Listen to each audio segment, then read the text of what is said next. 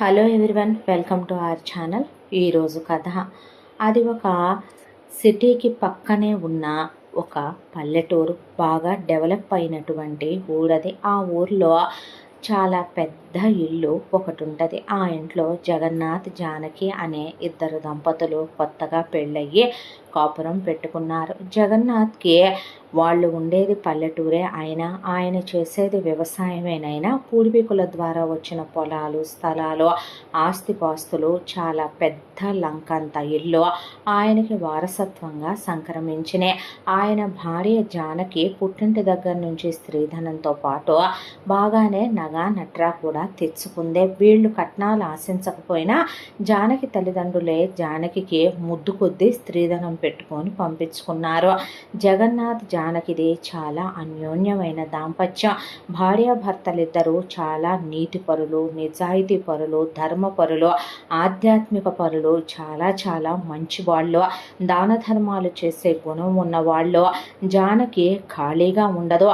జానకి సోమరిపోతులంటే, బద్ధకస్తులంటే అసహ్యం ఆవిడకి.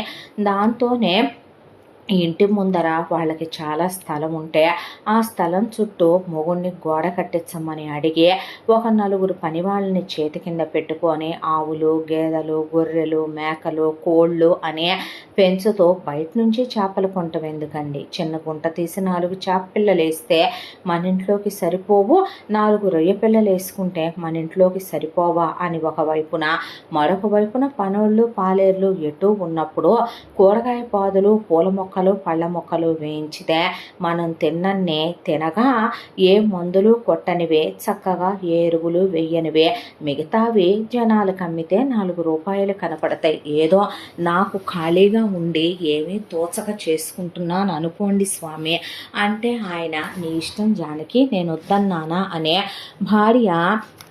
ఈ ఇంటి పనులన్నీ పనివాళ్ళు ఉంటారు ఇంట్లో. ఆవిడ ఇంట్లో పనులకు కానీ గేదెల దగ్గర పనులకు కానీ ఆడవాళ్ళని తప్ప మగవాళ్ళని పెట్టుకోదు.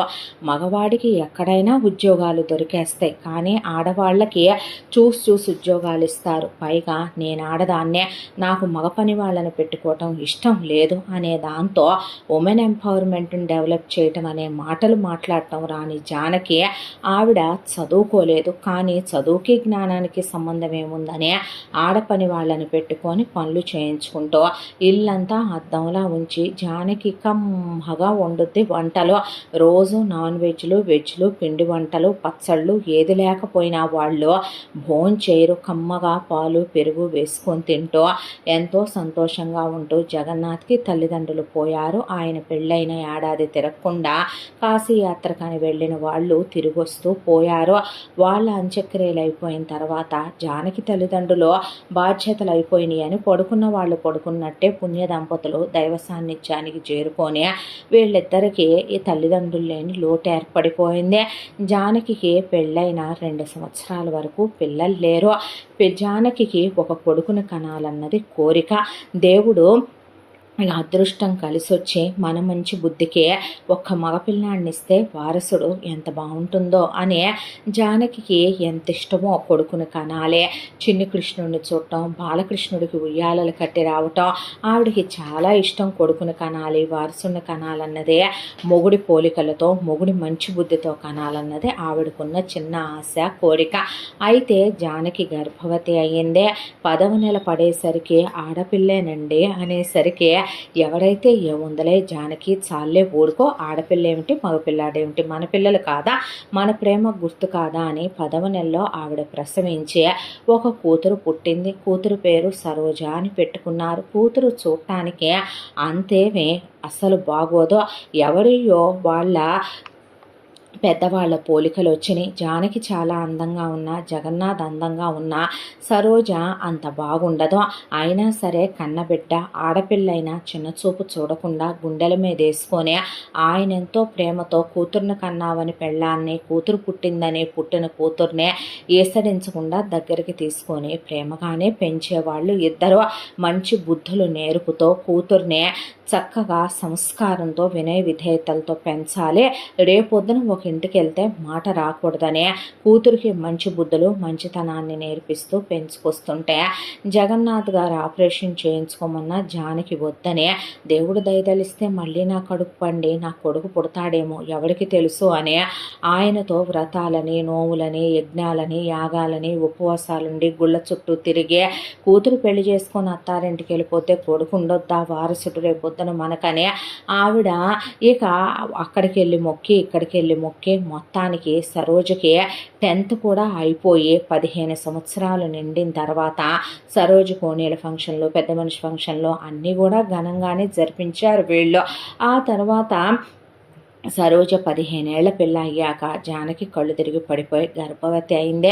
జానకి ఆనందానికి అవధులు లేవు. కొడుకులు పుట్టాలని ఎన్ని ముడుపులు కట్టుకుందో దేవుడు మెచ్చాడో ఏమో కానీ 9 నెలలు తిరిగేసరికి కొడుకు పుట్టుకొచ్చాడు. చూడటానికి ముద్దులొలుకుతున్న పిల్లాడిని చూసే ఆ రామయ్య ఎంత చక్కగా ఉన్నాడని రఘు అనే పేరు పెట్టుకొని పిల్లాడిని గుండెల మీద వేసుకొని జానకి చాలా ప్రేమగా చాలా అల్లారు ముద్దుగా కాలు కింద పెట్టనివ్వకుండా గుండెల మీద వేసుకొని మరీ పెంచుకొని పిల్లాడికి తల్లిపాలు ఇవ్వాలి 3 ఏళ్ళు కాదు 5 ఏళ్ళు ఇచ్చుకుంటానని ఆయన ఈ వయసులో కొడుకుని కన్నానంటున్నారే అందరూ అంటే చాలే ఊరుకోండి.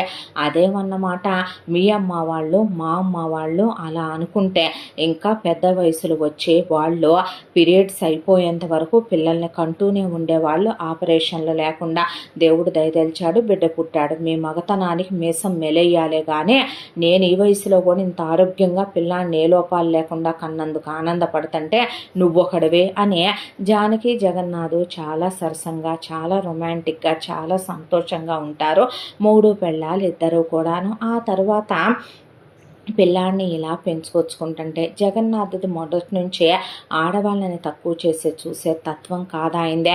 పెళ్ళైన రోజు నుంచి జానకిని తనతో వెంట పెట్టుకొని తీసుకెళ్ళి వాళ్ళకున్న పొలాలు ఆ పొలాల్లో ఏ పంటలు వేయాలి ఏ మందు కొట్టించాలి ఏ కూలీలతో చేయించాలి ఏ మేస్త్రీలను పిలవాలి ఎక్కడ ఇత్తనాలు తేవాలి ఎక్కడ ఎరువులు తేవాలి తెచ్చిని ఎలా చల్లించాలి ఏమేం చేయించాలి అని ఆవిడకి వ్యవసాయం మొత్తం నేర్పుకొచ్చాడు ఆయన.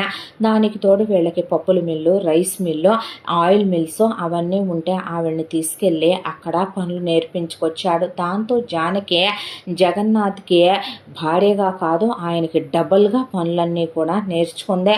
రోజులు ఇలా గడిచిపోతూ కూతురికి 20 వచ్చినాయి. రఘుకి 4 ఏళ్ల వయసు వచ్చిందే. జగన్నాథ్ అనుకోకుండా ఆయన ఒకరోజు రాత్రి పడుకున్న మనిషి హార్ట్అటాక్తో చనిపోయాడు. జానకి కుంగిపోయింది. జానకి ఒకవైపున కొడుకుని కూతుర్ని పట్టుకొని ఎవరిళ్ళకి వెళ్ళాలనుకోలేదు. జానకి తోడబుట్టిన వాళ్ళు ఇక్కడున్న అమ్మేసి రామ్మాయి మా దగ్గర ఉందిగానన్నా జగన్నాథ్ తోడబుట్టిన వాళ్ళు రావచ్చుగా మా దగ్గర కన్నా వద్దు ఆయనతో కలిసి ఉన్న ఊరు ఇల్లు ఇక్కడ అలవాటైపోయిన మనుషులు పొలాలు స్థలాలు వదులుకొని ఎలా వస్తానో నాకు వ్యవసాయం వచ్చి నేను చూసుకుంటాను మీరు ఇంత మాట అన్నందుకు సంతోషం అనే వాళ్ళని పంపించేసి నొప్పింపక తానవ్వక అన్నట్టు జానకి వ్యవహారం చక్కదిద్దుకొచ్చేసి ఆయన ఫోటో పెట్టుకొని నన్ను వదిలి వెళ్ళిపోయావు. ఇప్పుడికి పెళ్ళి అవ్వలేదు పిల్లాడిని పెంచుకురావాలి బరువులన్నీ నా మీదే పెట్టేసి నీ పాటికి నువ్వు నన్ను అన్యాయం చేసి వెళ్ళావని కన్నీళ్లు పెట్టుకొని ఇక ఆడదైనా మగాడైనా ఆవిడేనన్నట్టు మంగమ్మగారి మనవడి సినిమాలో భానుమతి గారు అన్నట్టు అలా ఒక ముళ్ళుగర్ర తీసుకొని వెళ్ళి రంకెలు వేస్తూ జానకమ్మ చాలా గట్టిగా మాట్లాడుద్ది. మాట గట్టి మనసు బంగారం. మనసులో ఏమీ ఉండదో మాటల్లో వెన్నపూసలు వలకబోయటం రాదు కానీ మనిషి గట్టిగా మాట్లాడినా ఆవిడ మనసు చాలా చాలా మంచిదే. ఆవిడ ఒకవైపున గుడికి వెళ్ళి పూజారి గారితోనూ గట్టిగానే మాట్లాడితే మిగతా వాళ్ళతోనూ గట్టిగానే మాట్లాడితే పొలం దగ్గరికి వెళ్ళి కూలీలతో వెళ్ళి పొలాలన్నీ చూసుకొని తోటలన్నీ చూసుకొని వ్యవసాయాలు చేయిస్తూ ఇటువైపున స్థలాలు చూసుకుంటూ అటువైపున గేదెలను చూసుకుంటూ మరొక వైపున వాళ్ళకున్న మిల్స్ అన్నీ చూసుకుంటూ ఒక చేతి మీద ఆవిడన్నిటినీ లాక్కు రావటం ఆ వచ్చిన డబ్బుల్ని జాగ్రత్తగా బ్యాంకుల్లో లెక్కలు చూసుకొని భద్రపరుచుకోవటం బ్యాంకుల్లో మూలుగుతున్న క్యాషు బ్యాంకుల్లో బావిల్లో మూలుగుతున్న బంగారానికి తోడు బంగారం రేటు పెరుగుతుంట అని చెప్పి జనాలు అనుకుంటుంటే అవన్నీ వినే ఇంకా నేను బంగారం కొనాలేమో కదూ అనుకోవటం, నేను వెండి కొనాలేమో కదూ అనుకోవటం, ఇలా జానకి చాలా జాగ్రత్తగా వ్యవహారం నెట్టుకొస్తూ కూతురికి ఇక 20 సంవత్సరాలు వచ్చినాయి, డిగ్రీ అయిపోయింది కూతురిదే. ఇంకా కూతుర్ని ఇంట్లో పెట్టుకొని ఆవిడ ఏం చేస్తుంది, వయసుకు వచ్చిన ఆడపిల్లని ఉంచుకోవటం మంచిది కాదని పెళ్ళిళ్ళ పేరయ్య గారిని పిలిచి అమ్మాయికు సంబంధం చూడండి పంతులు గారు, అబ్బాయి మరి కళ్ళు మూసుకొని కాపురం చేసేంత దరిద్రంగా ఉండకూడదు, చూడటానికి అమ్మాయికి ఈడు జోడు బాగుంటే చాలు, అబ్బాయి వాళ్ళ అమ్మ కొట్టే అత్తగారు కాకూడదు, అబ్బాయికి అక్కజెల్లెళ్ళుంటే ఆరళ్ళు పెట్టి అర్ధముగుడనే ఆడపడుచులు కాకూడదు, కనపడరు కానీ తాటకులు లాంటి తోడుకోడళ్ళు ఉంటాయి కొన్నిళ్లల్లో, అలాంటివి ఉన్న ఇంట్లోకి నా కూతుర్ని నేను ఇవ్వాలనుకోవట్లేదు, నేను పెట్టాలనుకున్న నగలు, నేను ఇవ్వాలనుకున్న కట్న కానుకలు, నేను ఇవ్వాలనుకున్న ఆస్తిపాస్తులైతే ఇవే, దీనికి తగిన సంబంధం మాకు తీసుకురండి, అబ్బాయి వ్యవసాయం చేసినా పర్వాలా, ఉద్యోగం చేసినా పర్వాలా, పిల్లని సంతోషంగా చూసుకునే మగాడు, మంచం ఎక్కితే ఒక మగాడు కాపురం చేసినట్టు చేయగలిగిన మొగుడు అయితే చాలు, మగతనం కూడా ఉండాలని చెప్తున్నాను మీకు.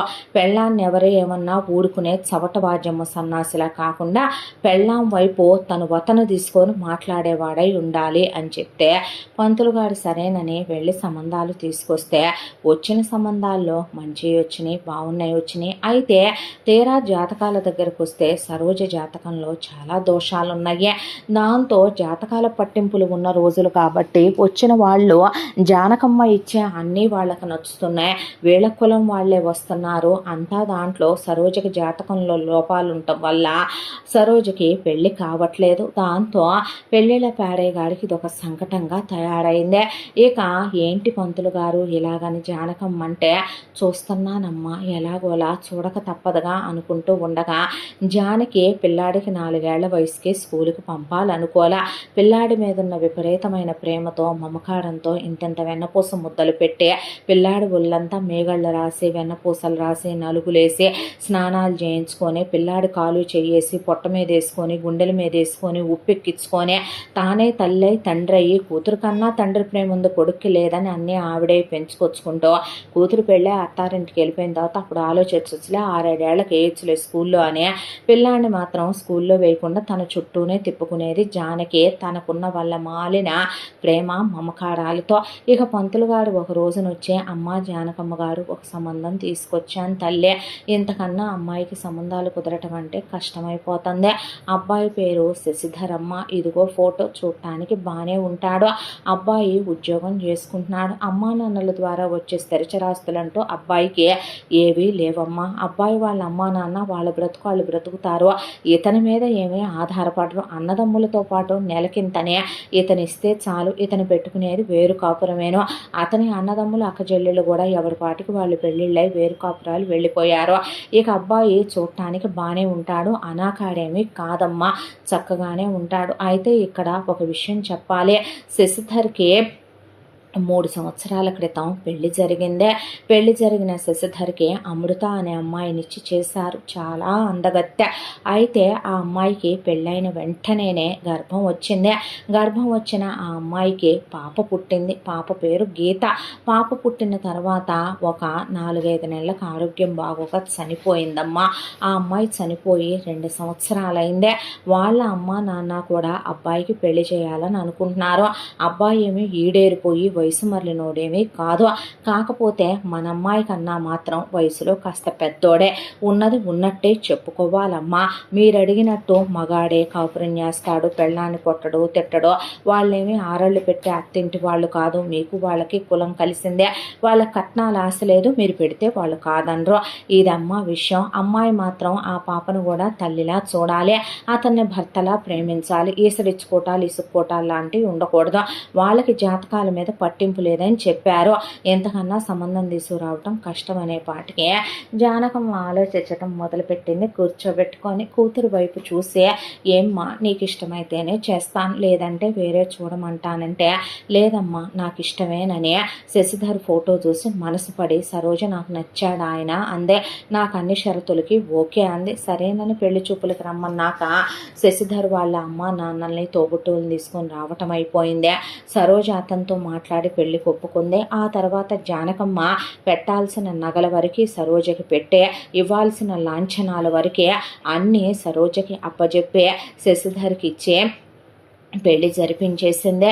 ఇక్కడ మనుగుడుపులు అయిన తర్వాత కూతురు అత్తారింటికి వెళ్ళేటప్పుడు ఆవిడ కూర్చోబెట్టి ఒక్కటే మాట చెప్పిందే, అత్తమామల్ని ఎప్పుడన్నా వస్తే అమ్మా నాన్నల్లా చూసుకోవాలి, భర్త ప్రతి నెల పంపించే డబ్బులకి అడ్డం రాకూడదు, అత్తామామల అవసాన దశలో ఉండి నీ దగ్గరకు వస్తే నీకన్నా తల్లిదండ్రుల్ని చూసినట్టు చూడాలి, భర్తతో మంచి భార్య అనిపించుకోవాలి, మొగుడికి ఎదురు సమాధానాలు చెప్పటం, మొగుడు ముందు తల ఎగరేసి మాట్లాడటం, వేళ్ళు చూపించి మాట్లాడటం, నువ్వెంతంటే నువ్వెంతనే మొగుడికి నువ్వు నేను సమానం అన్నట్టు గొడవలకి దిగటం, కొట్టుకోవటం, తిట్టుకోవటం, పక్కింటి వ్యవహారాలు ఎదురింటి వ్యవహారాలు చాడీలు చెప్పటం, ఊళ్ళో ఊసులన్నీ పట్టించుకోవటం, ఇలాంటి వాటిల్లో కలగజేసుకోకూడదు. నువ్వేంటో నీ ఇల్లేంటో నీ మొగుడేంటో నువ్వు చూసుకోవాలి.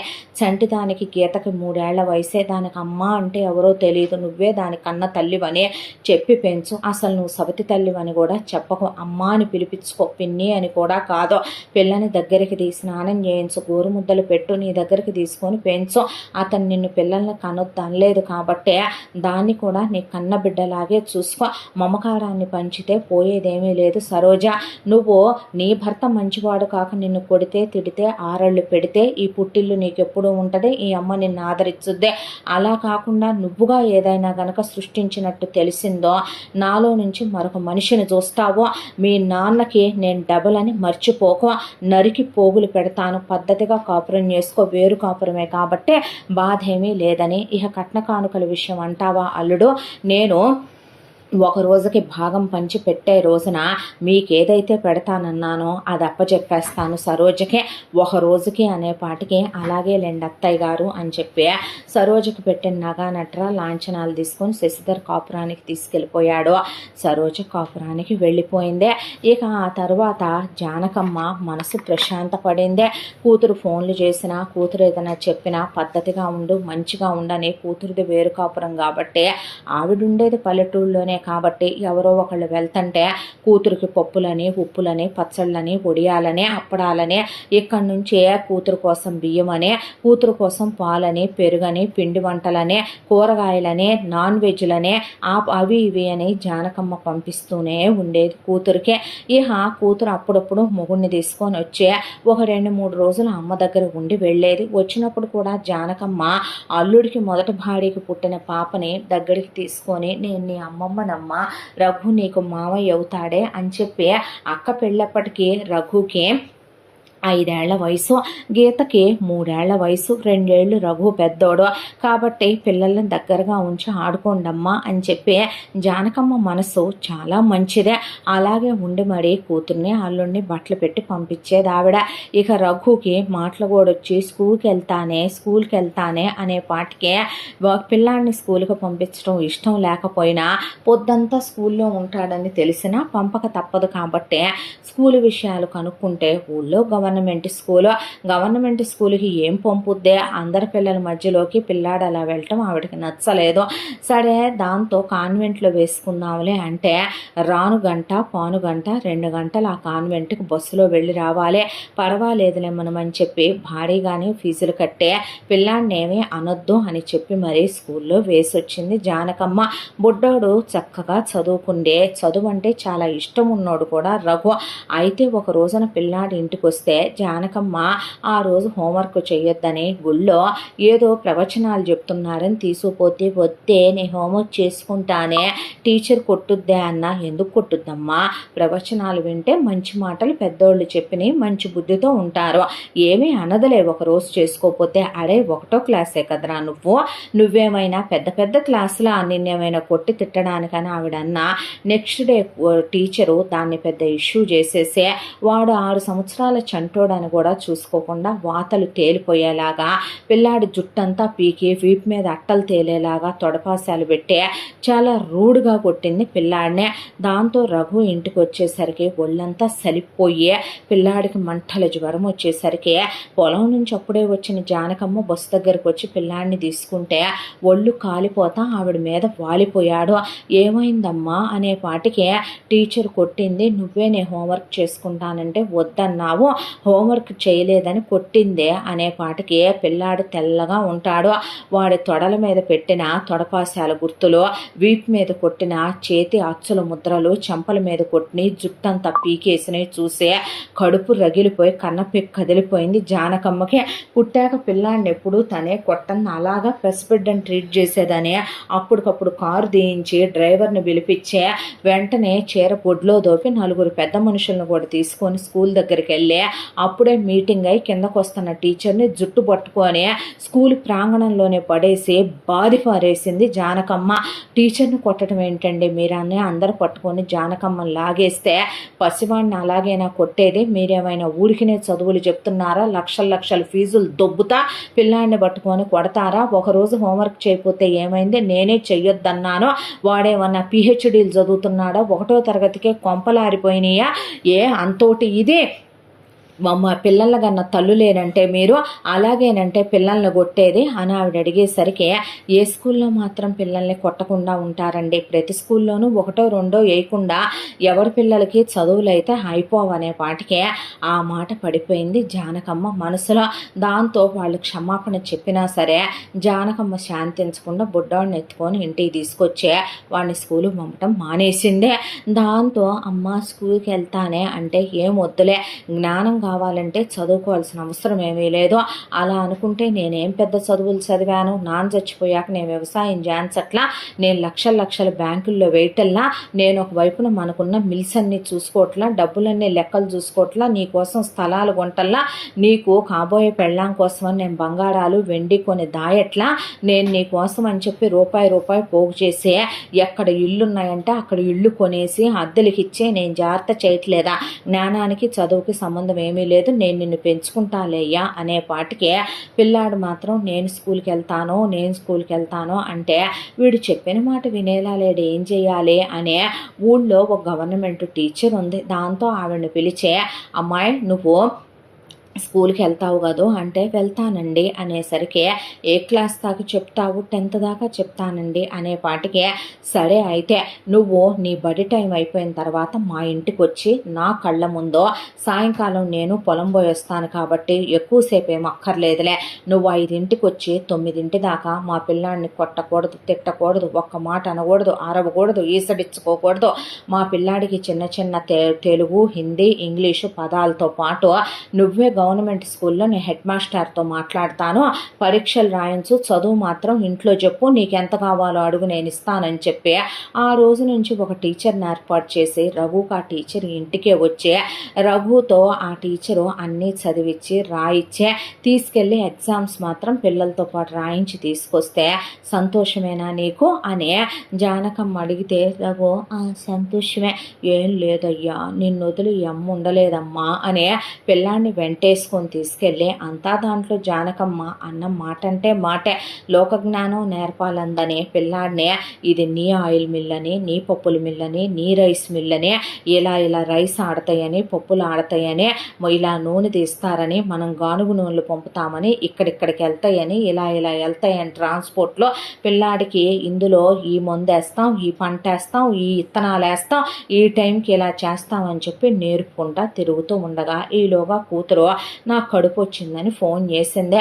మంచిది రా సీమంతం చేస్తానని సీమంతం చేసిన తర్వాత అమ్మ ఆయన నాకు సిటీలోనే పురుడు పోసుకుంటానన్నాడంటే మంచిదే, ఎవరి బేళాల బాధ్యతలు వాళ్ళు చూసుకోవటం తప్పులేదు, అల్లుడు ఇగో కాన్పుకు డబ్బులంటే పర్లేదు అత్తయ్య అంటే అదేమన్నమాట, తొలికాను పుట్టింటోళ్ళు పెట్టుకోవాల్సిందే కదా అని చెప్పి కూతురికి ఆవిడ పెట్టాల్సిన సీమంతం నగా దాంతోపాటు ఆవిడ ఇవ్వాల్సిన పురిటి ఖర్చుల డబ్బులు ఆవిడిచ్చి పంపించేసింది. ఆ తర్వాత కూతురు పుట్టిందని ఫోన్ వచ్చిందే. ఫోన్ వచ్చేసరికి సరే వెళ్ళి కూతుర్ని ఆయన కూడా నాతో వస్తానంటున్నారమ్మా, ఆ పాపను వదిలి ఉండలేనంటున్నారంటే మంచిది అని చెప్పి అల్లుడిని అప్ అండ్ డౌన్ చేసుకోమని చెప్పి కూతురు సవితి కూతురైన గీతనే ఆ తర్వాత అల్లుడిని తీసుకొని ఆవిడిక్కడికి తీసుకొచ్చిందే. పురుటు అయిన తర్వాత పురటాలు ఒక 3 నెలలు పుట్టింట్లో ఉంటుంది కాబట్టి ఈలోగా అల్లుడు ఒక రోజున అత్తయ్య మీకు గుడ్ న్యూస్ చెప్పాలనే పాటికి ఏంటబ్బాయి అంటే నేను చేసే ఉద్యోగంలో నాకు ప్రమోషన్ వచ్చింది, అబ్రాడ్ వెళ్ళే అవకాశం వచ్చిందండి అనే పాటికి మంచిదే, ఎప్పుడు వెళ్ళాలి అనే పాటికి ఇంకో 2 నెలల్లో బయలుదేరాలి అత్తయ్య గారు అనేసరికి అవునా అయితే నేను మీతో ఒక విషయం మాట్లాడాలి అనే పాటికి చెప్పండి అంటే ఏమే నీకు పుట్టిన కూతురికే నామకరణాలు నేనే చేసుకుంటాను, మీరేమీ చెయ్యొద్దనే పద్మావతి అనే ఆ పిల్లకి పేరు పెట్టి పద్దు అని ముద్దు పేరు పెట్టింది జానకమ్మ. ఈ పిల్లని నాకు ఇచ్చేసే నువ్వంటే అమ్మా నాకు ఒకటే కూతురే మళ్ళీ నాకు పిల్లలు కూడా పుట్టరన్నారే డాక్టర్లు అనేపాటికి ఎంతమందిని గంట ఇప్పుడు నీకు ఇద్దరు ఉన్నట్టు కాదా, నీ సవితి కూతురు నీ కూతురు కాదా, సవితి కూతురు అన్నట్టు చూస్తున్నావా అనేసరికి పిల్ల పిన్ని ఇది తీసుకోనా అనేపాటికి పిన్నేందే అమ్మ అనిపించుకోమంటే అబ్బా అది పిలుస్తుందిలేమ్మా ఊడికినే, అది కూడా పెద్ద విషయమేనా, పిలుపులో ఏముందమ్మా అనేసింది సరోజ.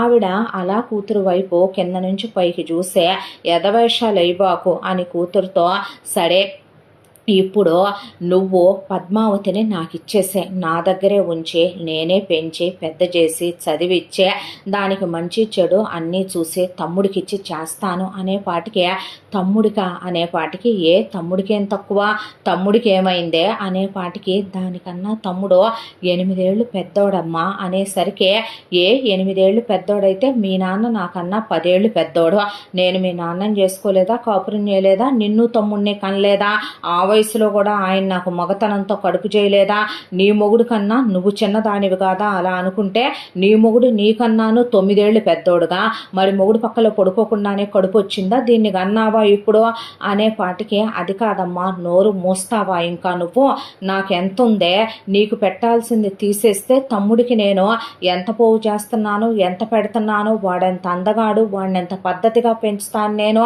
అంటే చదువదే, చదువు కోసు తింటావా చదువు కొరుక్కు తింటావా, జ్ఞానం కావాలి, ఇక్కడుంటే నీ కూతురు అష్టైశ్వర్యాల్లో పెరుగుద్ది, పనోళ్ళు ఉంటారు, ఏసన్నగ లేకుండా తిన్న తిండి తినకుండా కారుల్లో ఉంటుంది, ఇంట్లో ఏసీలు లేవా గీజర్ లేవా పాలరాయి గచ్చు లేదా, ఇంట్లో పనోళ్ళు లేరా గొడ్డు గోదా లేదా, ఎంత పొలం ఉంది ఎన్ని స్థలాలు ఉన్నాయి ఎన్ని ఇళ్ళు కొంటున్నాను ఎన్ని డబ్బులు పోగు చేస్తున్నాను ఎంత బంగారాలు చేయించుంచానో ఎవరో అనుభవించటం ఎందుకని చెప్పి నీ కూతుర్నే చేసుకుందాం అనుకుంటున్నాను, అసలు లెక్క ప్రకారం అయితే గనక 2 ఏళ్లే తేడా గీతకి రఘుకే, గీతని తీసుకుంటానని అనొచ్చు కానీ నేను ఆ మాట అనకూడదు, ఎందుకంటే నా కూతురు కాబట్టి నీ కూతురు మీద నాకు హక్కు ఉంటుంది, నేను ఆ మాట అనొచ్చు, గీత ఎంతైనా అల్లుడి మొదటి భార్య కూతురు, రేపొద్దున జానకమ్మ కూతురు అమెరికా వెళ్తుంటే తన మనవరాల్ని మాత్రం అమెరికా పంపింది పద్మావతిని, అదే వాళ్ళ అల్లుడి మొదటి పెళ్ళాం కూతురుని మాత్రం పల్లెటూరులో ఉంచేసుకుంది, తన దగ్గర ఉంచేసుకొని స్వార్థంతో తన కొడుక్కిచ్చి చేసిందే అనే పేరు నాకొద్దు, అందుకే నేను ఈ మాట చెప్తున్నానని అల్లుడు వాళ్ళ అమ్మా నాన్నల్ని తోబుట్టువుల్ని ఊళ్ళో పెద్ద మనుషులను కూడా పిలిచి అందరి ముందే అంది జానకమ్మ. జానకమ్మ చెప్పిందంటే ఇంకా తిరిగే ఉంటుందమ్మా, మరీ కాకపోతేను అని శశిధర్ వాళ్ళకి తినా గొడవ ఏమీ లేదు కాబట్టి శశిధర్ వాళ్ళ అమ్మా నాన్నలకి తోబుట్టువులకి జానకమ్మ ఇచ్చిన ఆఫర్ బాగా నచ్చిందే, నువ్వుగా సంపాదించి ఎన్ని కోట్లు ఇచ్చి ఎంత గొప్ప సంబంధం తీసుకొచ్చి చేస్తావురా రేపొద్దున ఆ పిల్లకి, ఆవిడ ఎంత పోగు చేస్తుందో మీ బావమరిదికి మీ అత్త ఏమీ పర్వాలేదులే ఇచ్చేసేయండి పిల్లని అని చెప్పి ఊళ్ళో వాళ్ళు అని శశిధర్ వాళ్ళ ఇంట్లో వాళ్ళు అనే పాటికే సరోజ శశిధరు ఒప్పుకొని పద్మావతిని ఇచ్చేసే ఆ తర్వాత వాళ్ళు గీతని తీసుకొని అబ్రాడ్కి వెళ్ళేటప్పుడు వెళ్తున్నారన్న మాటే కానీ జానకమ్మ నగలన్నీ ఇచ్చింది కూతురికే, దాంతోపాటు అమ్మమ్మ నేను అని చెప్పి గీతకి ఒక గొలుసు చేయించి గీతకు గాజులు చేయించి గీత ఉంగరాలు పోగులు చేయించి గీతకు కూడా పట్టులంగా జాకెట్లు కుట్టించి బట్టలు కుట్టించి కూతురు వెళ్ళేటప్పుడు పార్సిల్స్ అన్నీ ఇచ్చి పంపించే వచ్చి వెళ్తూ ఉంటారుగా అనేపాటికి భలే దానివేనమ్మ, పిల్లని చూసుకోవటానికి రాకుండా ఎలా ఉంటానో, ప్రతి సంవత్సరం వస్తామనే పాటికే అక్కడ ఉన్న ఆ కూతురుని కూడా ఈ కూతురు అంత ప్రేమగానే చూసుకో. ఏమే ఒక విషయం చెప్పమంటావా, కంటేనే అమ్మాయి పోడవా, పేగుబంధంతో పెంచిన అమ్మే అవుతే నువ్వు గొడ్డు ముద్దానివి కాదుగా, ఒక బిడ్డని మోసి నెప్పులు పడి కన్నావు కదా, దాని తల్లి దాన్ని అలాగే కనే, దానికి బ్రతికే ఆయుష్ అనుభవించే ఆయుష్ లేక నీ సవతి పోయిందే. ఆ అమ్మాయి స్థానం నీకు ఇచ్చిందంటే ఆ అమ్మాయి బిడ్డని నీ బిడ్డలా గుండెల్లో పెట్టి చూసుకోవాలి, అది మర్చిపోకని చెప్పి మరి జానకమ్మ కూతురు నల్లుడిని పంపించిందే. ఇక ఆ రోజు నుంచే రఘుని పద్మావతిని ఆవిడే దగ్గర పెట్టుకొని పెంచడం మొదలుపెట్టింది. రఘు 8 సంవత్సరాలు పెద్దవాడు కాబట్టి పద్దుయే నీ పెళ్ళాం నాన్న, నువ్వు ఎవరి వైపు చూడకూడదు, నువ్వు ఏ ఆడదాన్ని నీ పెళ్ళాం అనుకోకూడదు, తప్పుడు దృష్టితో చూడకూడదు అని చెప్పి మరి జానకమ్మ పెంచుకొచ్చింది. ఇక వెళ్ళిన సరోజ, శశిధర్ ఇద్దరూ కూడా సంవత్సరానికి ఒక 2 నెలల పాటు ఇక్కడికే వచ్చేవాళ్ళు. ఆ 2 నెలలు శశిధర్ వాళ్ళ అమ్మా నాన్నల దగ్గరకు కూడా వెళ్లకుండా జానకమ్మ ఇంట్లోనే ఉండేవాళ్ళు. బాగోదే అత్తారింటికి వెళ్ళి చూసిరా అంటే, పర్లేదమ్మా వాళ్ళే ఇక్కడికి వచ్చి చూసి వెళ్తామన్నారులే మమ్మల్ని. సరోజ వచ్చేటప్పుడు పెట్టెల నిండా గంపల గంపల బొమ్మలు, కూతురు కోసం అమెరికా నుంచి బోలెడన్ని డ్రెస్సులు తీసుకొని వస్తే గీతని తీసుకురాలేదేంటే అని జానకమ్మ ఒక పిల్లని వదిలిపెట్టావా, చిన్నది కదే అది కూడా అనేసరికి, పర్వాలేదమ్మా అక్కడ కేర్ టేకర్ ఉందలే, కేర్ టేకర్కి అప్పచెప్పే వచ్చాము, అక్కడ స్కూల్కి హాలిడేస్ ఇవ్వరమ్మా, ఇక్కడలాగా సమ్మర్ హాలిడేస్ ఉండవు, వింటర్ హాలిడేస్ ఉంటాయి అని చెప్పేది సరోజ. ఇలా కూతురంటే శశిధర్కి సరోజకి పంచప్రాణాలన్నది చిన్న విషయం. పద్దుని వచ్చిన 2 నెలల్లో చాలా గారాబం చేసి గుండెల మీద ఎక్కించుకొని శశిధర్ అంతా దాంట్లో రఘుని దగ్గరికి పిలిచి, పద్దుని బాగా చూసుకుంటున్నావా, పద్దుకి ఏం కాకుండా చూసుకోవాలి, వ్యవసాయం నేర్చుకుంటున్నావా, కాస్త చదువుకో అని మరి అక్క బావ చెప్పి వెళ్తూ ఉంటే అంత చిన్న రఘు పెద్దానికి తలూపుతూ ఉండేవాడు. ఆ తర్వాత పద్మావతి నేను స్కూల్కి వెళ్తానమ్మమ్మ అని అడిగితే, వద్దు మావయ్య చదువుకున్నప్పుడు నువ్వు చదువుకోవటానికి వీలు లేదు అనేసరికి, అప్పటికి రఘుకి ఒక 13 ఏళ్ల వయసు వచ్చిందే. వెళ్ళనివ్వులే అమ్మ, నాకు వెళ్ళాలనున్నా చదువుకోవాలనున్నా నువ్వు వద్దన్నావు, దానికి నీ రీజన్స్ నీకున్నాయి, నేను నిన్ను గౌరవిస్తానే, నువ్వంటే నాకు ఇష్టం కాబట్టి నేను ఇంట్లో చదువుకుంటున్నానుగా, దాన్ని వెళ్ళనివ్వు అనేసరికి జానకమ్మకి పద్మావతి ఎంత కూతురు మనవరాలే అయినప్పటికీ తన సొంత కొడుకు మీద ఉన్న హక్కులు హద్దులు పరాయి వాళ్ళ బిడ్డ మీద మనం పెట్టకూడదనే దాంతో సరే వెళ్ళి చదువుకోమని ఆవిడే కాన్వెంట్లో చేర్చిందే. రాను బాను మనవరాలు బస్సులో వెళ్ళొచ్చేది, దిట్టంగా క్యారియర్లు కట్టే మనవరాల్ని స్కూలుకు పంపించేదే. వచ్చిన తర్వాత ట్యూషన్ టీచర్ వచ్చి ట్యూషన్ చెప్పి పద్దు చదువుకుంటూ ఉండేది. ప్రతి సంవత్సరం వాళ్ళ అమ్మ నాన్నలో చూడటానికి వచ్చేవాళ్ళు. ఒక్కసారైనా గీతం తీసుకురారేమిటే అంటే, అది చదువుకుంటుందమ్మా అని చెప్పేది సరోజ. ఆ తర్వాత ఓణీల ఫంక్షన్ చేయవే అంటే గీతకి అంటే, అక్కడ అలాంటివన్నీ ఏముండవమ్మా, అక్కడ వింతగా చూస్తారు మన ఓణీల ఫంక్షన్ లాంటివి చేస్తే అని జానకమ్మతో సరోజ అంటే, ఏది ఏమైనా సరే నీ కూతురు నాకెలా మనవరాలో, అది కూడా నాకు మనవరాలే కదా, దానమ్మమ్మ వాళ్ళు బంధం తెంచేసుకున్నారు వాళ్ళమ్మ పోయిన తర్వాత, అలాగని నా కూతురుకి అది కూడా కూతురేలే, కానీ ఇదిగో దానికోసం ఈ పట్టులంగా ఓణీలో ఈ పట్టు చీర కొని ఉంచాను, ఈ నగ కొని ఉంచాను, ఎవరిని పిలిచినా పిలవకపోయినా దేవుడి ముందు కూర్చోబెట్టి మీ మూడు పెళ్ళాలివి కట్టబెట్టి దానికి వెయ్యండి అంటే సరేలే అని చెప్పి సరోజ తీసుకెళ్లేది. ఆ తర్వాత గీత పెద్ద మనిషి అయింది అని సరోజ చెప్తే, మరి పెద్ద మనిషి ఫంక్షన్ చేయవా, పోనీ ఇక్కడికి తీసుకురావే, అమ్మమ్మ మేనమావగా నేను రఘు ఉన్నాగా చూసుకుంటామంటే, అబ్బా అలాంటివి ఏమీ వద్దమ్మా, ఇక్కడ వికారంగా వెగటగా ఉంటాయి, అలాంటివి చేస్తే పైగా దానికి నచ్చవో ఏదోగా ఉంటుంది, ఫారెన్లో చదువుకుంటున్న పిల్ల కదమ్మా అనేసరికి సరేలే ఏదైతే అదైందనే ఆవిడ ఎలాగైతే తన మనవరాలైన పద్మావతికి చేస్తే పంపుద్దో అలాగే స్వీట్స్ స్నాక్స్ ఏం తినాలి పెద్ద మనిషి అయిన పిల్లలనే ఆ తినేవన్నీ, దానికి తోడు నెయ్యని ప్రతి నెల కూతురికి 2 సార్లు పార్సిల్ పంపేటప్పుడు గీత కోసమని స్పెషల్గా మరి నగలు బట్టలు కూడా జానకమ్మ పంపించే కట్టబెట్టమని మరి చెప్పేది సరోజకి. ఇక సరేలే అనేది సరోజ. తర్వాత సరోజ పిల్ల పెద్దదైంది కావే తీసుకురావట్లేదా గీతనంటే, పెద్దదైంది కదమ్మా దాన్నది చూసుకోగలదు, ఒక్కటి ఉండగలదులే అంటే, కాదే అన్న ఉంటదిలే అమ్మా, చదువుకునే పిల్లలు చదువు మానుకుని ఎలా వస్తారు అనేసేది సరోజ. ఇక్కడ మాత్రం పద్మావతికి చాలా ఘనంగా ఓణీల ఫంక్షను, రఘుకి పంచెల ఫంక్షను, పద్మావతి పెద్ద మనిషి ఫంక్షన్ కూడా అల్లుడిని పిల్లని తీసుకురాలేదేంటని జానకమ్మ అడిగితే, అక్కడ చాలా బాగుంటుంది అత్తయ్య గారు, చదువుకుంటుంది, తనే ఉంటానందే, ఇండియా రావడానికి ఇష్టపడట్లేదని అల్లుడు కూడా ప్రతిసారి అమెరికా వెళ్ళిన దగ్గర నుంచి ఇప్పటి వరకు ఆవిడకి అదే చెప్పుకుంటూ వస్తే, సరేలే అనేసి జానకమ్మ పద్మావతికి మాత్రం చాలా గ్రాండ్గా పెద్ద మనిషి ఫంక్షన్లు అయిపోయినాయి. ఆ తర్వాత పద్దుది ఇక్కడే 10th క్లాస్ అయిపోయి ఇంటర్ కూడా అయిపోగానే జానకమ్మ ఇక మావయ్యని పెళ్లి చేసుకో, వాడు పెళ్ళిడికి వచ్చాడు, ఊళ్ళో వాళ్ళంతా కూడా ఇంకా పెళ్లి చేయవా జానకమ్మ అంటున్నారు, మీ అమ్మా నాన్నలకు కూడా కబురు పెడదాం అనుకుంటున్నాను, నీది ఇంటర్ అయిపోయింది, నీకు 18 ఏళ్ళు వచ్చినాయ్యే, వాడు నీకన్నా 8 ఏళ్ళు పెద్దోడు, 26 వచ్చినాయ్యే, ఇంకా పెళ్లి చేసుకోకుండా ఎన్నాళ్ళని ఉంటాడు వాడు మాత్రం అనేసరికి, నేను చదువుకుంటానమ్మమ్మ అంటే, మామయ్య చదువుకోనప్పుడు నువ్వెలా చదువుకుంటావు, వాడు 10th ఆపేశాడు, నువ్వు ఆ తర్వాత ఇప్పుడు పై చదువులు ఎలగబెడతావా అనేసరికి, నేను ఇంటర్ రాద్దాం అనుకుంటున్నానులే అమ్మ, పోనీలే చదువుకోనివ్వంటే, అది కాదురా అంటే, పోన్లేవే అంటే, అయినా నా చదువు అయ్యేలోపు మామయ్యకి మహా అయితే 30 వస్తాయి, ఈ రోజుల్లో అబ్బాయిలందరూ 30 ఏళ్ళకి పెళ్ళిళ్ళు చేసుకుంటున్నారు, తప్పేమీ కాదని పద్మావతి అనేసరికి, సరేలే తగలడిస్తావు అనే అడ్డం పడిపోయి రఘు బ్రతిమలాడేసరికి జానకమ్మ ఇకేమీ అనకపోతే లక్షల ఫీజులు కట్టి రఘు సిటీ కాలేజ్లో పద్మావతిని జాయిన్ చేసి వచ్చాడు. పద్మావతి ఇంజనీరింగ్ చదువుకోవటం మొదలుపెట్టి సిటీ కాలేజీకి వెళ్ళాక పద్మ హెయిర్ కట్ చేయించింది. ఇక పద్మావతి చూడటానికి ఏమీ రంభ ఓర్వశిలాగా ఉండదు. శశిధరు సరోజ ఇద్దరు యావరేజ్గా ఉండటం వల్ల యావరేజ్గానే ఉంటుంది.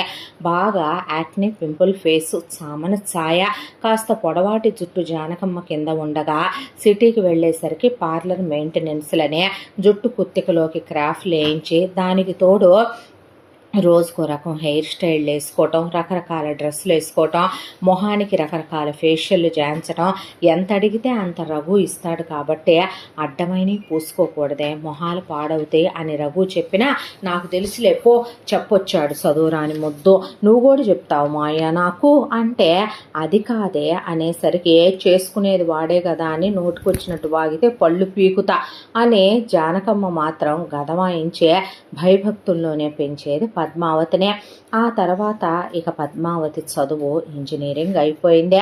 రఘుకి 30 వచ్చినాయి. ఈ ఇంతలోపు నీ కూతురికి పెళ్లి చేయవా అల్లుడు అని శశిధర్ని జానకమ్మ గీత విషయం అడిగితే, సరోజ కలగజేసుకొని అది యూజీ అయిపోయి పీజీ అయిపోయి మాస్టర్స్ చేసుకుంటుందమ్మా అనేసరికి, ఏందో ఈ చదువులో అంటూ ఉండగా, ఫారెన్లో అలాగే ఉంటుంది, అదే అక్కడ పార్ట్ టైం ఉద్యోగం కూడా చేసుకుంటుంది, ఇక్కడ పిల్లలు ఇలాగే ఉంటారు అనేసరికి, సరే మరి పెళ్లి సంగతి ఏంటి, ఇంకిక్కడ పద్దు చదువు అయిపోయింది, ఇక చదివిచ్చే పనేమి లేదు, రఘుకి పద్దుకి పెళ్లి చేయాలనుకుంటున్నాము, మరి పెద్ద పిల్లకి చేయకుండా చిన్నపిల్లకి చెయ్యం కదా అల్లుడు, ఏంటే విషయం అని చెప్పి సరోజని అడిగింది జానకమ్మ. అడిగితే సరోజ, మాకిక్కడ ఒక ఫ్యామిలీ పరిచయం అయ్యారనే, వాళ్ళకి ఒక కొడుకు కూతురు అనే, నేను ఆవిడ ప్రాణ స్నేహితురాలనే, ఆవిడ మొగుడు మా ఆయన స్నేహితులైపోయారనే, వాళ్ళ అబ్బాయి పేరు రాహుల్ అనే, వాళ్ళు మన గీతను చేసుకోవటానికి సంబంధం అడిగాడని, మేము అమెరికా వెళ్ళిన దగ్గర నుంచి వాళ్ళు మేము తీయా పెట్టనంత క్లోజ్గా ఉంటాం, ఎదురెదురిళ్ళే చాలా బాగా క్లోజ్గా ఉంటాం, అసలు ఒకే ఇంట్లో ఉన్నట్లుంటాం, ప్రాణ స్నేహితులము, ఇక గీత నిమ్మనమని రాహుల్ వాళ్ళ నాన్న సంబంధంగానే అడిగాడు, అడిగేసరికి శశిధరు పిల్లనిచ్చి చేస్తామని చెప్పారు, రాహుల్ కూడా అక్కడే చదువుకొని ఉద్యోగం చేసుకుంటున్నాడు, అమెరికాలో చదువుకున్న గీత ఇండియాలో ఏముంటుంది మేమిచ్చి చేసినా, అందుకే అక్కడే ఇచ్చి చేద్దాం అనుకుంటున్నాం, రాహుల్కి ఓ చెల్లెలు, తర్వాత వాళ్ళు సంబంధం చూసి పెళ్లి చేసుకుంటారంట అని చెప్పి సరోజ చెప్పేసరికి పెళ్ళి ఎక్కడ చేద్దాం అనుకుంటున్నారు అని జానకమ్మ అడిగితే, రాహుల్ వాళ్ళకు కూడా ఇండియాలోనే వాళ్ళ బంధువులు ఉన్నారంట, నానమ్మలు తాతయ్యలు వాళ్ళు ఇక్కడే చేస్తారంట అనేసరికి మళ్ళీ 2 పెళ్ళిళ్ళు, 2 ముహూర్తాలు, 2 ఖర్చులు ఎందుకు అల్లుడు నీకు, ఎటు అంగరంగ వైభవంగా ఆకాశం అంత పందిరేసి భూదేవంత అరుగేసి రఘుకి పద్దుకి పెళ్లి చేయబోతున్నాను, ఖర్చులో ఖర్చు కలిసి వచ్చుద్ది, వాళ్ళని కూడా తీసుకురా, వియ్యాల వాళ్ళని ఇక్కడే ఘనంగా పెళ్లి చేద్దాము, గీతకి రాహుల్కి కూడా చేసిన తర్వాత తీసుకొని పోదురు కానీ కూతుర్ని అల్లుడిని అక్కడికే అని చెప్పి జానకమ్మ వాళ్ళను కూడా రమ్మని చెప్పింది. చెప్పేసరికి సరే అల్లుడు ఖర్చు కలిసి వచ్చుద్ది అనుకున్నాడు. ఇక రాహుల్ వాళ్ళ అమ్మ నాన్న జానకమ్మ పెళ్లి చేయటం అంటే ఘనంగా చేసుద్ది కాబట్టేగా వీళ్ళు బయలుదేరుతున్నారు. ఆవిడేం పంపినా పార్సిల్స్ ఓ రేంజ్లో వస్తాయని వాళ్ళకి తెలుసు. ఇండియా వచ్చిన తర్వాత పిల్లవాళ్లేగా పెళ్లి చేసి పెళ్లి ఖర్చులు పెట్టుకోవాలి, అదేదో జానకమ్మే చేస్తానన్నప్పుడు వద్దంటం ఎందుకని వాళ్ళు సరే అని 2 ఫ్యామిలీస్ అక్కడి నుంచి బయలుదేరి ఇండియా వచ్చారు. వచ్చేసరికి ఎదురుగా జానకమ్మ, రఘు అలాగే పద్దు నిలబడి ఉన్నారు. కారులో నుంచి దిగి ముందుగా ఇక సరోజ, శశిధరు వచ్చేసరికి వెనకాలే రాహుల్ వాళ్ళ అమ్మ నాన్న చెల్లి. రాహుల్ వచ్చేసరికి పెళ్ళేదే గీత అనేసరికి లగేజీ దగ్గర ఉన్నట్టుంది, లగేజీ దింపుతుంది, ఒక్కొక్కటిగా లెక్క చూసుకుంటుంది అని చెప్పి సరోజ పద్దుని కౌగిలించుకొని శశిధర్ మెడ వాటేసుకొని పద్దు గిరగిరా తిప్పి నాన్న అనే నీకోసం ఏం తెచ్చానో తెలుసా అని చెప్పి రండి అని చెప్పి రాహుల్ వాళ్ళకి మర్యాదలు చేసే దాంట్లో మునిగిపోయింది సరోజ. ఇక నే వెళ్ళి చూస్తానమ్మా అని చెప్పి నువ్వు వెళ్ళరా, అదొక్కటే ఎలా తెచ్చుద్దు అంత లగేజీ అని జానకి అనేపాటికి రఘు వెళ్ళి నువ్వులే నేను తీస్తాను గీత అనేసరికి హాయ్ మాయ బాగున్నావా అనే గీత అలా వెనక్కి తిరిగేసరికి గీత వైపు చూస్తే గీత బాగా హైట్ తేలిందే. దానికి తోడు చెప్పకపోవటం ఎందుకు, పద్దు ఏం తోమిచ్చినా ఎంత తోమిచ్చినా పద్దు చెప్పాలంటే అందగత్తేం కాదు, బిలో యావరేజ్గా ఉంటుంది. పైగా మరొక విషయం ఏంటంటే పద్దు గీత అంత ఫ్యాషన్గా ఏమీ ఉండదు, కానీ గీత అబ్రాడ్ నుంచే వస్తున్నా సరే జస్ట్ టాపు లెగ్గిను వేసుకునే దుప్పట్టాయే వేసుకున్న ఆ అమ్మాయి హెయిర్ లీవ్ చేసి మంచి పర్ఫ్యూమ్ స్మెల్ వస్తూ సన్నటి చైను, చేతికో బ్రేస్లెట్, వాచ్, 2 ఉంగరాలు పెట్టుకొని ఇయర్ టాప్స్ పెట్టుకున్నా సరే చాలా చక్కగా ఉంది గీత. దాంతో బాగా హైట్ తేలావు గీత, ఎప్పుడో చిన్నప్పుడు చూశాను, నేను గుర్తున్నానా నీకంటే, ఎందుకు గుర్తులేవు మావయ్య అని ఇంతకాలంగా కూడా అప్పుడప్పుడు ఫోన్ చేస్తే జానకమ్మ పలకరించాలని పలకరించినప్పుడు ఏమ్మా గీత బాగున్నావా అంటే బాగున్నానమ్మమ్మ అని మావయ్య మాట్లాడతాడంట అన్నప్పుడు బాగున్నావా మావయ్య అని అప్పుడప్పుడు చిన్నప్పుడు మాట్లాడేది గీత. ఒక 2 నిమిషాలు, 1 నిమిషం, ఓ 30 సెకండ్లు అలాగా. దాంతో రఘుతో గీతకు పరిచయం ఉందే. జానకితో అయి పంపాను ఈ పంపాను తిన్నావా అమ్మ వేసుకున్నావా అంటే వేసుకున్నానమ్మమ్మ చాలా బాగున్నాయి, నువ్వు పంపిన బట్టలే వేసుకున్నానని చెప్పేది గీత. అలా నేను గుర్తున్నానా అంటే ఎందుకు గుర్తులేవు మావయ్య అని చెప్పి నువ్వులే నేను దింపుతాను లగేజ్ అని చెప్పి రఘు దింపుతూ ఉంటే పనివాళ్ళు లేవండి బాబు గారు అని చెప్పి వచ్చే లగేజీ దింపి వాళ్ళు తీసుకెళ్తారులే లోపలికి, బాగా ఎత్తు తేలావే నువ్వు అనేసరికి అమ్మ నాన్న ఇద్దరు ఎత్తేగా మావయ్య, దాంతోనే ఎత్తొచ్చాను అనేసరికి వెళ్ళటంతోనే జానకమ్మ అలా కూర్చొనుంటే అమ్మమ్మ అని గీత పరిగెత్తుకుంటూ వెళ్ళి జానకమ్మ కాళ్ళకి మొక్కిందే. మా అమ్మే బాగా ఎత్తు తేలావేమే గీత, ఎంత చక్కగా ఉన్నావేమే, ఒక మాట అనకుండా ఉండలేకపోతున్నాను, నీకో పక్కకు కూడా పనికిరాదు పద్దు, అంత చక్కగా ఉన్నావు, ఆ వంపులు సొంపులు, ఆ చక్కటి మొహము, దీని మొహం చూడు మొటాల్లోంచి ఎత్తుక్కోవాలి, పంది తిన్నట్టు తింటది, వద్దని చెప్పినా కూడా ఒక ఎవరం ఉండదు, తవరం ఉండదు. ఎక్కడ పడితే అక్కడ కొవ్వు పేరుకుపోయే ఆ వెనకాల నడ్డి చూడు, ఆ తొడలు చూడు, ఏడబడితే ఆడ పేరుకొని పోయిందే, పంది బలిసినట్టు బలిసిందే, వాడేగా చేసుకునేదని ఊరుకోవటమే అనేపాటికి అమ్మమ్మ అంటే చక్కగా ఉన్నావమ్మా, నాదిష్టే తగిలేలా ఉందే, ఆడపిల్లంటే నాజుగ్గా ఉండాలి, ఏ వయసులో ఉండే ముచ్చట్లు ఆ వయసులో ఉండాలి, ఇప్పటికీ నాకు దానికి ఉన్నంత ఒళ్ళు లేదో, దరిద్రపు మొహందే అని చెప్పి వీడేమి అన్నివ్వడు, నన్ను నోరు మూయిచ్చేస్తాడో, అడ్డమైన గడ్డి తిని అడ్డంగా బలిసిందే, ఎప్పుడు చూడు పిజ్జాలు, బర్గర్లు, చీజులు, నూడిల్స్, గడ్డి గాదో, ఇంట్లో తిండి పనికిరాదు దేనికి అనేపాటికి గీత నవ్వుతూ నుంచుంటే ఈలోగా ఇంతకీ పద్దు ఏది అనేసరికి అక్కడికి వచ్చి హాయ్ అక్క అనేపాటికి హాయ్ పద్దు అనే అలా గీత పద్మావతిని కౌగిలించుకొని పద్మావతి బుగ్గ మీద ముద్దు పెట్టి నేను మీ అందరి కోసం చాలా తెచ్చాను అని ఆ అమ్మాయి పని వాళ్ళని పెట్టి తీసుకురమ్మనమంటే సరోజ ఇండియా వస్తున్నాను కదా అని మీకోసం అని తెగ షాపింగులు చేసింది అనేపాటికి అయ్యో అవునా, నువ్వే రోజు ఇన్నేళ్లలో కూడా అసలు ఫారిన్ వెళ్ళిన దగ్గర నుంచి అమ్మ తమ్ముడి దగ్గర నుంచి దోసుకు తింటాం తప్ప ఒక్కరోజు కూడా నీ కూతురికి పెట్టులు తెచ్చుకోవటం తప్ప తమ్ముడు కోసం అని ఓ చెడ్డీ ముక్క, అమ్మ కోసం అని చెప్పి ఓ బొట్టు బిళ్ళ ప్యాకెట్ కూడా తెచ్చిన కూతురు కాదుగా అనేపాటికి సరోజ నోరు మూసుకొని కూర్చునేపాటికి ఆ అమ్మాయి అలా ఓపెన్ చేసి అమ్మమ్మ నీకోసం ఈ తెచ్చాననే ఆవిడ కోసం చాలా తెచ్చి మావయ్య నీకోసమనే జీన్సులు, టీషర్ట్లు, ఆ అబ్బాయి కోసం పర్ఫ్యూమ్లు, వ్యాలెట్లు, బెల్ట్లు, షూస్ ఆ అమ్మాయి చాలా తీసుకొచ్చేపాటికి ఎందుకే అమ్మ ఎన్ని తెచ్చావని జానకమ్మ అంటే నా కోసం నువ్వు పంపలేదా అమ్మమ్మ, నాకు మీరు కాకుండా ఇంకా ఎవరున్నారు చెప్పుకునేంత పెద్ద చుట్టాలు అనేపాటికి అయినా నా కష్టార్జితంతో నేను తెచ్చుకున్నాను మీకు, నేను అక్కడ జాబ్ చేస్తున్నాననే పాటికి ఉద్యోగం చేస్తున్నావా అని రఘు అడిగేసరికి పార్ట్ టైమే మావయ్య, ఖాళీగా ఉండటం ఎందుకని, అదే అక్కడ పిల్లలు ఎవరు సంపాదన వాళ్ళకు ఉండాలని చెప్పి అలా ఉద్యోగాలు చేసుకుంటూ ఉంటారు అంది సరోజ.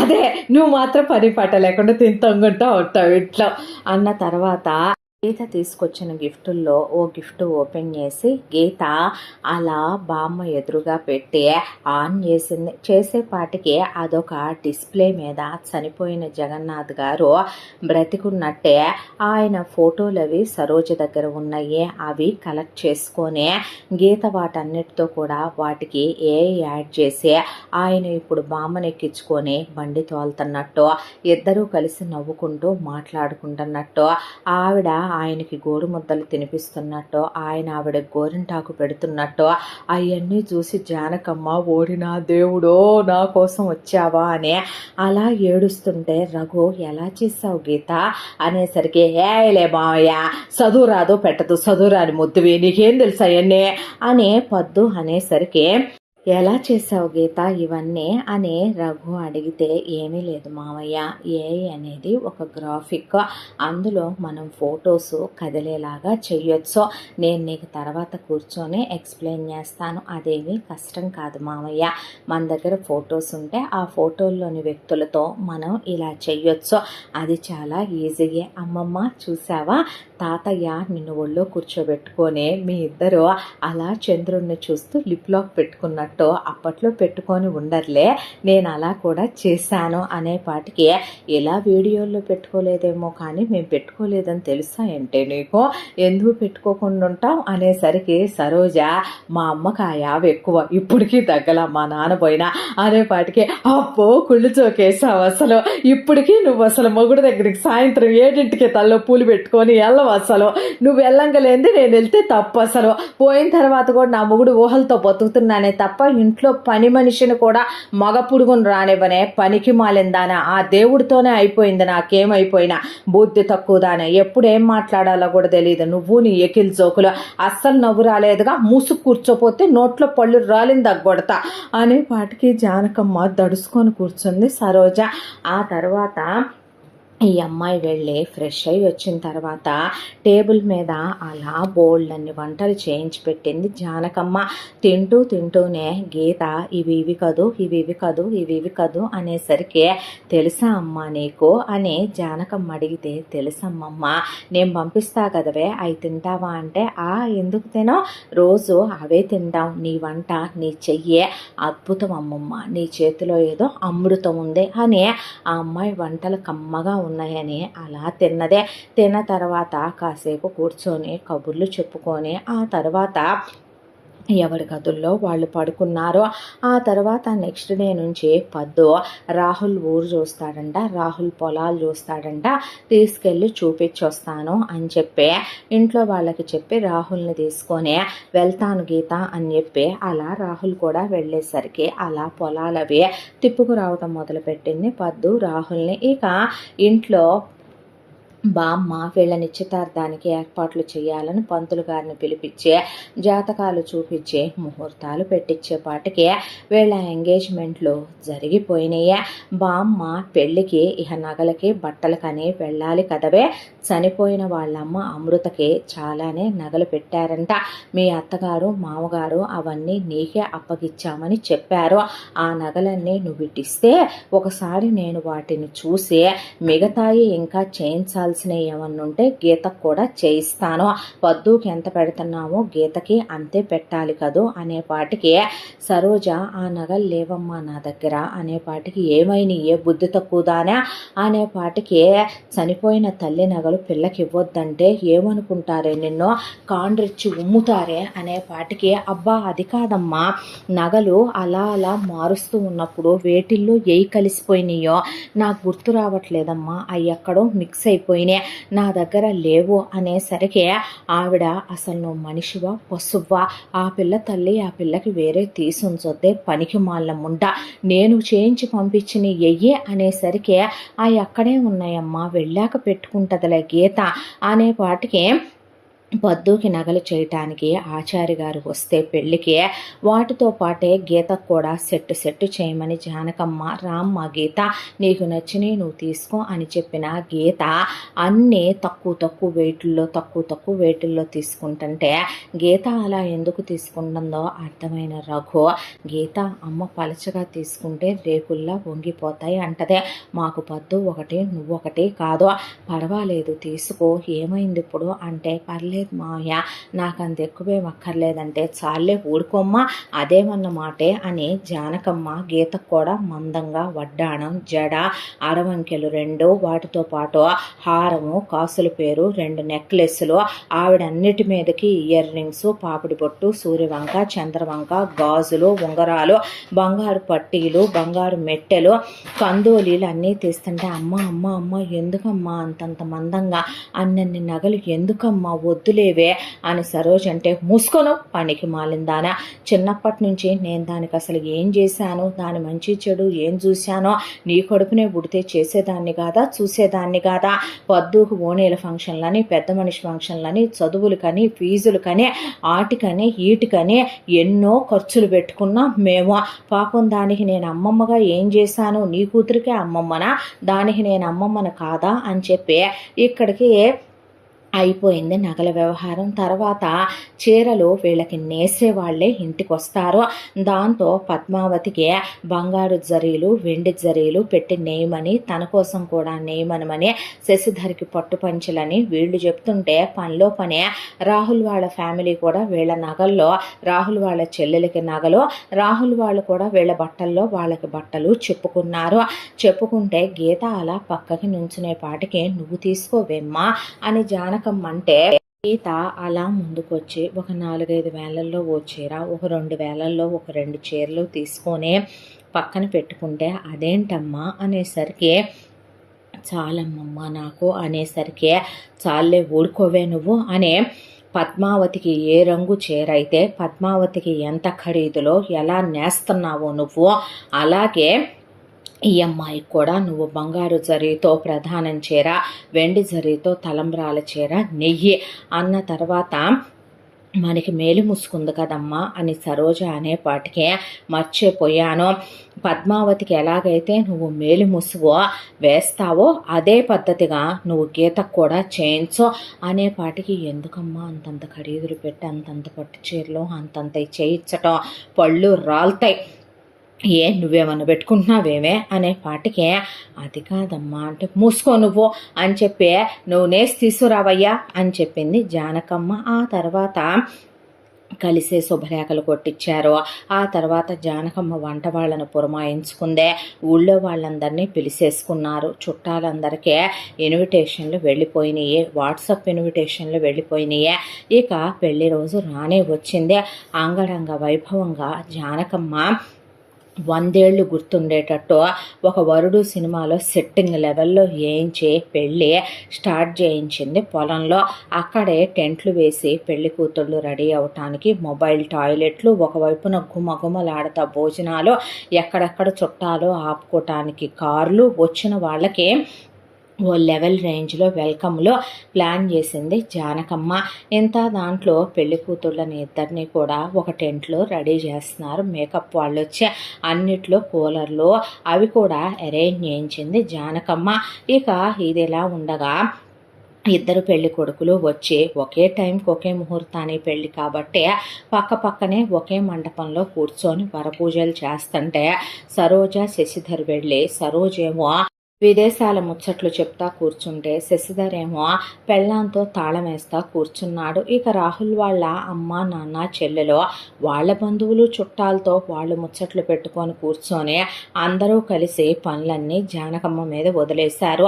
ఒక్క భుజం మీద జానకమ్మ ఊరి పెద్ద మనుషులందరికీ జానకమ్మ అంటే తత్తర కాబట్టి వాళ్ళందరూ సాయంగా ఉండి పని వాళ్ళని అడ్డం పెట్టుకొని పంతుళ్ళని అలా ఉండి కానివ్వండి అని పంతుళ్ళ చెప్పుకుంటూ ఒక భుజం మీద అన్ని లాక్కొచ్చేస్తుంది జానకమ్మ అమ్మలక్కల్ని పెట్టుకొని. ఇక ఆ తర్వాత పంతులు గారు పెళ్లి కూతుళ్ళని తీసుకురండమ్మా అనేపాటికి వెళ్ళి తీసుకురండే అనే జానకమ్మ అక్కడున్న అమ్మలక్కలకి చెప్తే అలాగే అని చెప్పి అమ్మలక్కలు వెళ్ళి ఇక సరోజ మేలి ముసుగులేసి తీసుకురండి అనేపాటికి ఇద్దరు అమ్మాయిలకి చాలా మందంగా ఉన్న మేలి ముసుగులు వేసేసారు.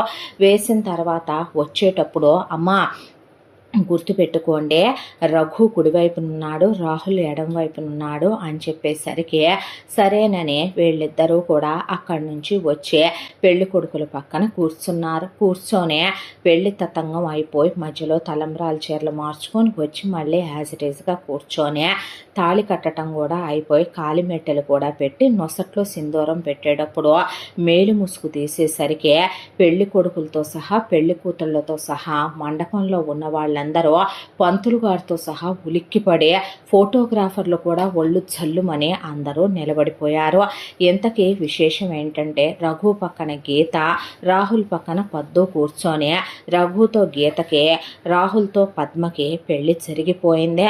దాంతో ఏమీ అర్థం కాని వీళ్ళు బెత్తరపోయి నుంచునేపాటికి ఏం చేసి చచ్చారే అని జానకమ్మ అమ్మలక్కల్ని అడిగితే, మేము చెప్పాం పిన్ని, పిల్లలకు అర్థం కాలేదో ఏమో, అయ్యయ్యో మేము అన్నాం ఈ మేళాల గోల్లో వినపడలేదేమో, అయ్యయ్యో ఇంత పని జరుగుద్దా అనుకోలేదనే పాటికి అక్కడ ఉన్న వాళ్ళంతా ఇప్పుడు ఏం చేయాలి అనుకుంటూ ఉండగా ఇక రాహుల్ వాళ్ళ పేరెంట్స్, రాహుల్ మిగతా వాళ్ళందరూ కూడా అలా నిలబడిపోయారు. బామ్మ ఇప్పుడు ఏం చేయాలి పంతులు గారు, పోనీ తాళి తీసి అటు ఇటు తట్టు కట్టిద్దామా అనే పాటికి నేను చేయలేను జానకమ్మ గారు, ఆగా ఇచ్చా, ఏమో దేవుడు ఇదే నిర్ణయించాడేమో, దేవుడు రాతి ఇదేనేమో, విధిలిఖితం ఇదేనేమో, దేవుడు ఎవరిని ఎప్పుడు ఎందుకు ఎక్కడ కలుపుతాడో ఎవరని చెప్పగలవండి, ఏమో ఇదే ప్రాప్తమేమో, నేను మళ్ళీ తాళులు తెంచి తాళులు ఇటు అటు మార్చడం నా చేతుల మీదుగా, నా శిష్యుల చేతుల మీదుగా చెయ్యం, మీరు వేరే పంతులని పిలుచుకోండి, మంచి ముహూర్తం పెట్టమన్నారు మీరు, ఈ ముహూర్తం 100 ఏళ్లకోసారి వస్తుంది, అంత మంచి ముహూర్తం చూసి మరీ పెట్టాను. అందులోనూ రఘుబాబుకి ఒక 2 నిమిషాలు ముందు, అలాగే ఆ రాహుల్ అనే అబ్బాయికి ఓ 2 నిమిషాలు వెనక వచ్చే మీ అబ్బాయిది చాలా మంచి ముహూర్తం, ఆ తర్వాత రెండో ముహూర్తమే వాళ్ళకి పెట్టాను. 2 పెళ్ళిళ్ళు 2 నిమిషాలు గ్యాప్తో చేంజ్ చేశాను కూడా. ఇప్పుడు పెళ్లి తతంగం అంతా అయ్యాక తాళులు తెంచడం ఏంటమ్మా, పసుపు పచ్చన్న ఆరకముందు ఆలోచించుకోండి మీరని పంతులు గారు పక్కకి నుంచున్నాడు. ఇప్పుడు ఏం చేయాలని జానకమ్మ అలా చూస్తూ మాట్లాడవేంటే అని కూతుర్ని, ఏంటబ్బాయి మాట్లాడవని అల్లుడిని, మీ అందరూ ఏమనుకుంటున్నారు అని చెప్పి అక్కడున్న వాళ్ళందరినీ ఆమె అడుగుతూ ఉండేపాటికి ఊళ్ళో వాళ్ళంతా పెళ్ళైపోయిన తర్వాత ఇప్పుడు తాళ్ళు ఎలా మారుస్తారని, తాళ్ళు ఎలా తెంచుతారని, పెళ్ళనేదే మిగతా వాళ్ళ విషయంలో ఏమో కానీ మన హిందూ సాంప్రదాయం ప్రకారం ఎవరు తాళి కడితే వాళ్ళే మొగుడు కదా, వాళ్ళే పెళ్ళాం కదా అని చెప్పి ఇప్పుడు ఒకవేళ తాళులు తీసి మార్చిన పద్ధతిగా ఉంటుందా అని చెప్పి రకరకాల ఒపీనియన్స్ అట్టట్టు ఉంచుతారు. మొదటి నుంచి వీళ్ళిద్దరికి అనుకుంటున్నప్పుడు వాళ్ళిద్దరికి అనుకుంటున్నప్పుడు ఆ అమెరికాలో ఉండే పిల్ల పల్లెటూరులో ఎలా ఉంటుంది, ఈ పల్లెటూరు మొద్దైనా అక్కడికి వెళ్ళి ఉండగలుగుద్ది కానీ ఈ మురికి ముందు అక్కడికి వెళ్ళి ఉండటం కష్టం కానీ ఆ కష్టం కాదు కానీ ఆ పిల్ల ఇక్కడికి వచ్చి రఘుతో ఎలా ఉంటుంది అని చెప్పి వీళ్ళు తలా ఒకటి చా ఊరుకోండి, ఈ రోజుల్లో కూడా శాస్త్రాలే ఉందే, మన ఎదురుగానేగా అనుకోకుండా జరిగిపోయింది, అసలు ఆ ముసుగులేసి వచ్చినాయి తిప్పలని సరోజని తిట్టిపోస్తా, అదేదో తీసేసి తాళులో మళ్ళీ తిప్పి కట్టించేస్తే సరిపోద్దని కొంతమంది, అలా కట్టించకూడదని ఇంకొంతమంది మాట్లాడుతూ ఉండగా పద్మావతి తనే గొంతెత్తి అందరి మధ్యలో నుంచొని ఈ పెళ్ళి నాకు ఇష్టమే అనే పాటికే అందరూ ఆశ్చర్యపోవటం అలా ఉంచి జానకమ్మ బిత్తరపోయి నుంచొని చూస్తే అసలు రఘు మాత్రం ఇప్పటి వరకు ఏ పెళ్లి కొడుకు ఏ పెళ్లిలో పెళ్ళాగిపోయినా అంత షాక్ తిని ఉండడేమో, అలాంటిదే బిత్తరపోయి నిలువుగుడ్లేసుకొని నిర్ఘాంతపోయే అలా నిలబడిపోయాడు రఘు. ఈ పెళ్ళి నాకు ఇష్టమే నమ్మమ్మ, ఇప్పుడు నా మెళ్ళో రాహుల్ తాళికట్టాడు, తాళి కట్టిన వాడినే కదా భర్త అంటారు, ఆయన్ని నేను భర్తగా మనస్ఫూర్తిగా స్వీకరించటానికి ఆయనతో 7 అడుగులు నడిచాను, నేను అబ్రాడ్ వెళ్ళిపోవటానికి సిద్ధంగా ఉన్నాను. అయినా ఇప్పుడు ఆయన నాకు తాళి కట్టాక తాళి తెంచే మామయ్యతో తాళి కట్టిస్తే నేను విధవనా, నేను ముత్తైదువనా, నా మెళ్ళో ఉన్న తాళికి కనీసం ఆయన కట్టిన పచ్చైనా ఆరలేదు, నేను ఆ తాళి ఎలా తెంచుతానో, అది అశుభం కాదా, అది శుభమా ఏంటి, అలా అనుకుంటే అమెరికాలో ఉండొచ్చిన అక్క ఎక్కడైనా అడ్జస్ట్ అయిపోయి తాళి కట్టిన తర్వాత మామయ్య మొగుడైన తర్వాత ఉండాలి, కాపురం చెయ్యాలి, మామయ్య మొగుడు అనుకోవాలి, తప్పదు, ఎందుకంటే ఇదే నిశ్చయం కాబట్టి నువ్వలా తాళి తీయించి మామయ్య చేత నాకు కట్టించి రాహుల్ చేత అక్క కట్టిస్తే రాహుల్ వాళ్ళ అమ్మా నాన్నల వైపు చూసే అది రాహుల్ ప్రాణానికి ప్రమాదం, మామయ్య ప్రాణానికి ప్రమాదం, మీకు రాహుల్ ఒక్కడే కొడుకు, అమ్మమ్మ నీకు ఆ మామయ్య ఒక్కడే కొడుకు, అక్కడ దాకా వస్తే రాహుల్ వాళ్ళ అమ్మా నాన్నల వైపు చూస్తూ పద్మావతి, మా అక్కకి ఎంతైతే పెడతారో నాకంతకన్నా ₹1 ఎక్కువే వస్తుంది కానీ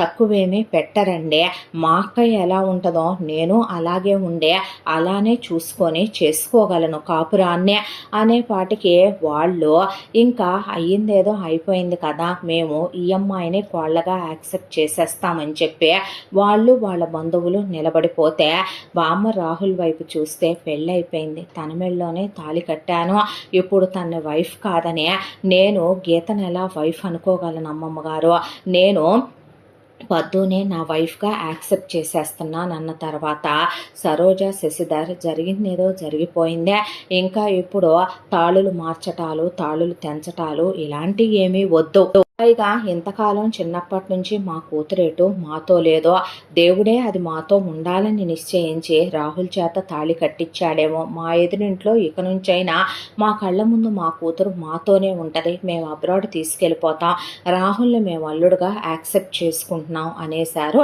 సరోజ శశిధర్.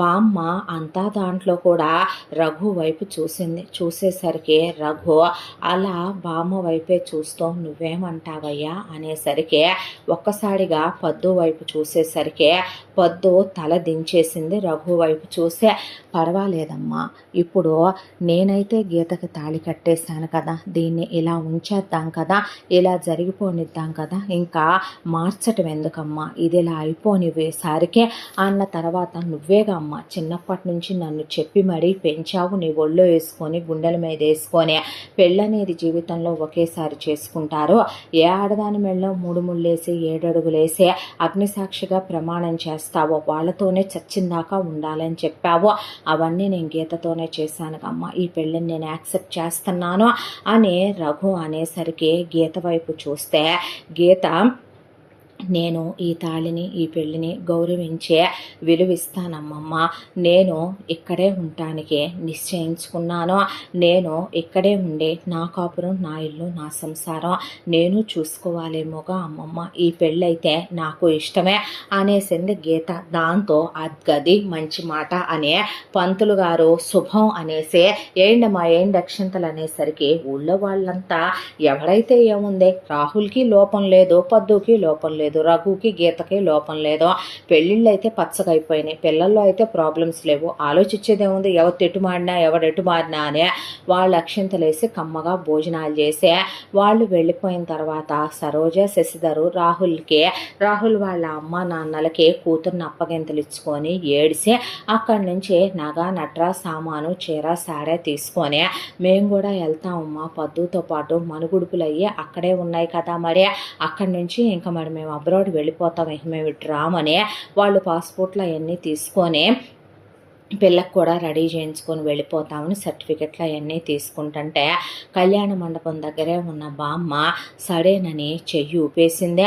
వాళ్ళందరూ ఒక అర్ధగంటలో మొత్తం ఖాళీ అయిపోయి వెళ్ళిపోయారు. ఆ తర్వాత వెళదామా అమ్మ అనే రఘు అనే పాటికి అక్కడి నుంచి ఆవిడ కొడుకుని కోడల్ని తీసుకొని ఇంటికి వచ్చింది. ఇంటికి వచ్చేసరికి అమ్మలక్కలు అక్కడే ఉండే ఈ అబ్బాయి మీద ఈ అమ్మాయి మీద పూలేసి పంతులు గారు వేద మంత్రాలు చదివి ఈ అమ్మాయి వచ్చి పేర్లు చెప్పమంటే ఆ అబ్బాయి నేను నా భార్య గీత, కొత్తగా ఉంది ఆ అబ్బాయికి ఆ పేరు పలకటమే, గీత కలిసి వచ్చాం అనే పాటికి ఆ అమ్మాయి నేను మా రఘు మామయ్య కలిసి వచ్చాము అని ఆ అమ్మాయి చెప్పి కుడికాలు పెట్టి లోపలికి వెళ్ళిపోయింది.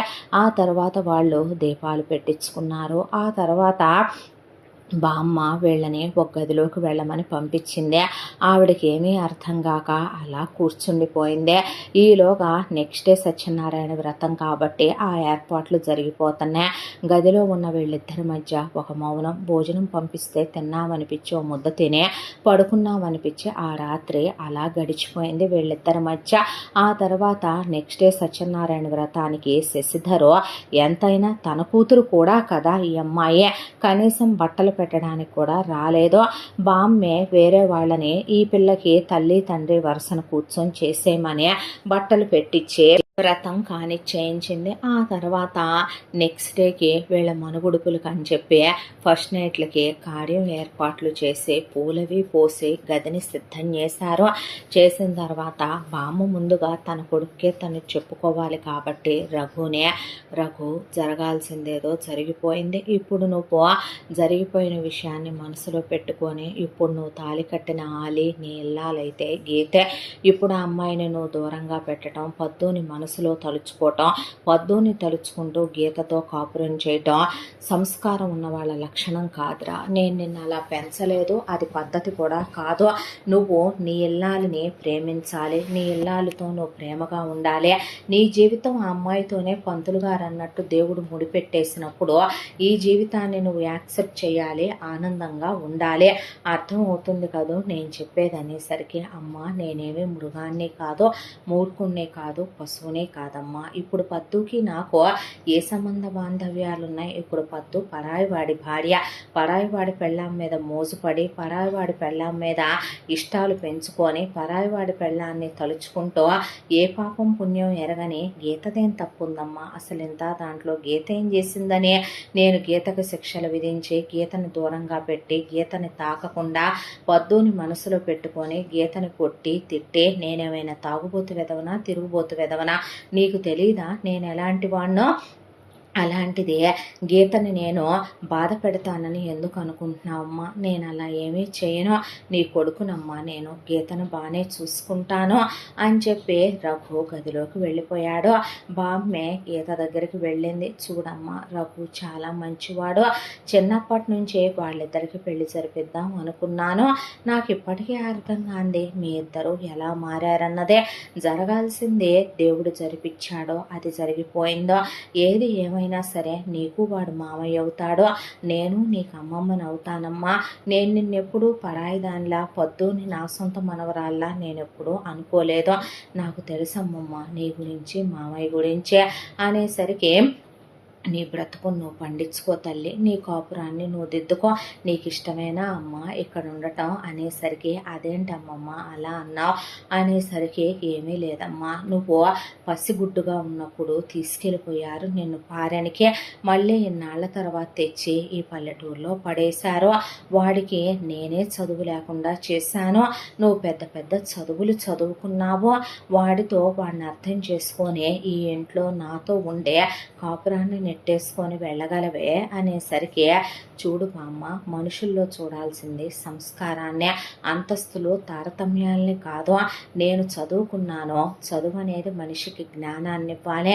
మామయ్యకి నాకన్నా ఎక్కువ జ్ఞానం లేకే ఇంత సంపాదిస్తున్నాడా?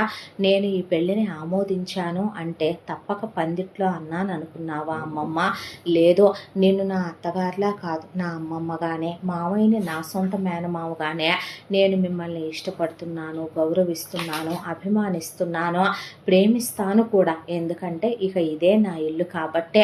ఇంకా నేను అబ్రాడ్ ఎందుకు వెళ్తానే పిచ్చిదానా, ఇంకా ఇదే కదూ నా ఇల్లు అనే పాటికి నువ్వు చెప్పినట్టే ఇది నా కాపురం, నా జీవితం. నాకు తెలుసమ్మమ్మ నీ మనసు ఏం కోరుకుంటుందో, నువ్వేం భయపడుతున్నావో. నువ్వు భయపడేలాగా మాత్రం ఈ గీత ఉండదని నీకు మాటిస్తున్నాననే పాటికి మీ బ్రతుకులు మీరు సంతోషంగా ఉండాలమ్మా అని ఆవిడ గదిలోకి వెళ్ళమని పంపించి ఆవిడ గదిలోకి ఆవిడ వెళ్ళిపోయి ముసలాయన ఫోటో వైపు అలా చూస్తూ, నువ్వు వదిలేసిపోవటం వల్ల చూసావా ఎన్ని జరిగినాయో అనుకుంటూ ఆవిడ అడ్డం పడే పాపం కలతనెదరే అటు ఇటు తిరుగుతా పడుకుంది ఆవిడ. ఈలోగా గీత గదిలోకి వెళ్తే రఘు గీతను దూరం పెట్టాలనుకోలేదు, గీతనేమి ఇబ్బంది పెట్టాలనుకోలేదు.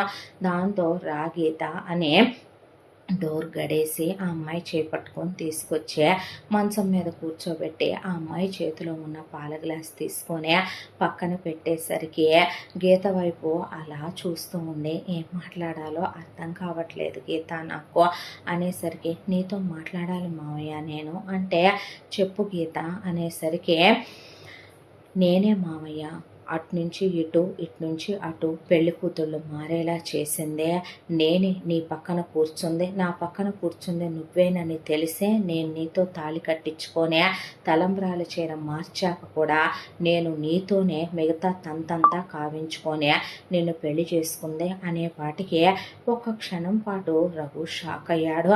అంతలోకి తేరుకొని గీతని తప్పుగా అనుకోలేడు అబ్బాయి. ఎందుకంటే గీత వచ్చి ఈ నెల రోజుల్లో గీత ప్రవర్తన, గీత పద్ధతి గమనిస్తే గీత ఒక దిగజారిపోయిన మనిషి కాదు.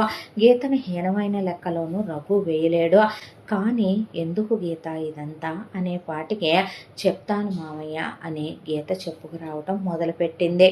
ఇండియా నుండి ఇక్కడికి వచ్చిన తర్వాత డేస్ చేంజ్ అవటం వల్ల నాకు నిద్ర పట్టలేదు మామయ్య. దాంతోనే రాత్రి అందరూ భోంచేసి, అందరూ కాదులే కానీ అమ్మమ్మ నువ్వు ఎర్లీగానే పడుకుంటారుగా 10 మీరు పడుకుండిపోతే నాకు 11 దాటినా నిద్ర పట్టలేదు. దాంతోనే లేచి కాసేపు అటు ఇటు వరండాలో వాక్ చేద్దాం కదా అని నేను అలా వరండాలోకి వెళ్ళబోతూ ఉంటే, వరండాలో వడ్ల బస్తాలు వేయించావు కదా నువ్వు, వాటి పక్కన అలా పొద్దు రాహుల్ ఒకళ్ళతో ఒకళ్ళు డీప్గా లిప్ లాక్ పెట్టుకుంటూ ఒకళ్ళలో ఒకళ్ళు మమేకమైపోయి పొద్దు టాప్లోకి అలా చేతులు పోనిచ్చి రాహుల్ ఎక్కడెక్కడో టచ్ చేస్తూ ప్రెస్ చేస్తూ అలా పొద్దు అతని షర్ట్ బటన్స్ తీసేసి అతన్ని ఎక్కడెక్కడో తాకుతూ ఒత్తుతూ ఇద్దరు డీప్గా లిప్ లాక్లో మునిగిపోయి ఉన్నారు. అనే పాటికి ఈ అబ్బాయి బిత్తరపోయి షాక్లో అలా ఉండిపోయి కాకపోతే నేను అబద్ధం చెప్పట్లేదు మావయ్య అని ఆ అమ్మాయి వీడియో ఆన్ చేసి అబ్బాయి చేతిలో పెట్టి, ఇది ఏఐ కాదు మావయ్య, ఇది ఒరిజినల్ వీడియోని, నీకు నేను నేర్పించానుగా ఏఐ చేయటం, ఏఐకి మామూలు వీడియోకి తేడా నీకు తెలుసుగా మావయ్య అనే వాటికి ఆ అబ్బాయి అలా చూస్తుంటే ఇద్దరు పెనవేసుకుపోయిన రెండు పాముల్లాగా అసలు అలా రాహుల్ని బస్తాల మీదకి తోసేసి పద్దు అలా ఎక్కేసి రాహుల్ ఒళ్ళో కూర్చొని కామసూత్ర భంగిమల్లో చూపించినట్టు షర్టు బటన్లు తీసి షర్ట్ లోపలికి చేతులు పోనిచ్చి తన టాప్ అలా తీసి పడేసి అలా బ్రా పైన ఎక్కడ పడితే అక్కడ చేతులు పెట్టి రాహుల్ ఒత్తేస్తూ ఇద్దరు మెలికలు తిరిగిపోతూ అసలు కిస్ కూడా అంత డీప్గా పెట్టుకుంటారా అన్నట్టు ఇద్దరు పెట్టుకుంటూ ఉంటే ఆ అబ్బాయి చేతిలో ఫోన్ అలాగే పట్టుకొని ఉండేసరికి ఇది ఏంటా అని నాకు అర్థం కాక అలా వీడియో తీస్తూనే నిలబడిపోయాను. ఆ తర్వాత వాళ్ళిద్దరూ చెప్పుకున్న మాటలు కూడా నేను రికార్డ్ చేశాను. నెక్స్ట్ వీడియో అదే మావయ్య వినని ఈ అమ్మాయి నెక్స్ట్ది నొక్కిందే. రాహుల్ నిన్ను వదిలి ఎలా ఉండాలో అర్థం కావట్లేదు పద్దు. నువ్వు నాకు ఎంత నచ్చేసావంటే ఇక్కడికి వచ్చిన ఈ కొద్ది రోజుల పరిచయంలోనే నేను నిన్ను వదలలేకపోతున్నాను. నువ్వు నాకు అంత అలవాటైపోయావన్నాలా, అసలు నేను నీకు ఎడిక్ట్ అయిపోయాను పద్దు. ఆ రోజు నువ్వు పొలం చూపించడానికని తీసుకెళ్ళినప్పుడు అలా జాడి మనిద్దరం బురదలో పడి ఒకళ్ళ మీద ఒకళ్ళం దొర్లినప్పుడు మనిద్దరి బాడీలు టచ్ అయ్యి ఆ తర్వాత పొలం గట్టు మీద అలా మనం పంపు సెట్టు కింద తడిచి ఆ తడిచిన నీ అందాలు నన్ను ఊరిస్తూ నువ్వు చెట్టు మీద ఉన్న పళ్ళు కోస్తానని అలా ఎగిరినప్పుడు నీ ఓణి జారిపోయి ఆ పళ్ళే అందంగా ఉంటాయి. నీ అందాల వంపు సొంపుల పరువాల ముందు నువ్వు ఎగురుతున్నప్పుడు నీ ఎత్తులు పల్లాలు చూస్తూ పిచ్చోన్నే అయిపోయాను. ఆ క్షణం నన్ను నేను కంట్రోల్ చేసుకోలేక నిన్ను అలాగే పరిగెత్తుకుంటూ వచ్చి ఎత్తుకున్నాను. ఎత్తుకొని వదలకుండా నీ పెదాలనే అక్కడే ఎంత డీప్గా మనిద్దరం కిస్ పెట్టుకున్నామో, ఎన్ని రోజులుగా ఎన్ని రకాల ముద్దులు ఉంటాయో అన్ని రకాల ముద్దులు మనిద్దరం పెట్టుకొని ఎంజాయ్ చేయలేదంటావా? మనం హ్యాపీగా లేమంటావా? అసలు నువ్వే అబ్రాడ్లో ఉండుంటే చిన్నప్పటి నుంచి నేను నిన్నే ప్రేమించేవాడిని, నిన్నే ఇష్టపడేవాడిని, నిన్నే పెళ్లి చేసుకునేవాడిని. నాకేమీ గీతని పెళ్లి చేసుకోవాలనే అంత ఇదేమీ లేదు. మా అమ్మ నాన్న వాళ్ళు చేసుకోమన్నారు. గీతను చూస్తే ఒక కేర్ టేకర్ని, ఒక పని మనిషినే, ఒక ఆయాని, ఒక వంట మనిషినే, ఒక సంపాదించే రోబోని మిషన్నే చూసిన ఫీల్ వస్తుంది. ఒక ఆడదాని మీద చేసి కాపురం చేయాలి, చూడటానికి బాగుంటుంది కాబట్టి ఇక కళ్ళు మూసుకొని కాకపోయినా తెరుచుకొని కాపురం చేయొచ్చులే, ఒక ఇద్దరిని కనొచ్చులే అనుకొని గీతను పెళ్లి చేసుకోవటమే తప్ప గీతకి ఇక మా అమ్మ నాన్న నచ్చింది అని కితాబు ఇచ్చారు కాబట్టి తప్పక చేసుకోవటమే. కానీ ఏముంది చెప్పు గీతలో? నీకన్నా నాకు నీలా ఉండే ఆడది కావాలి.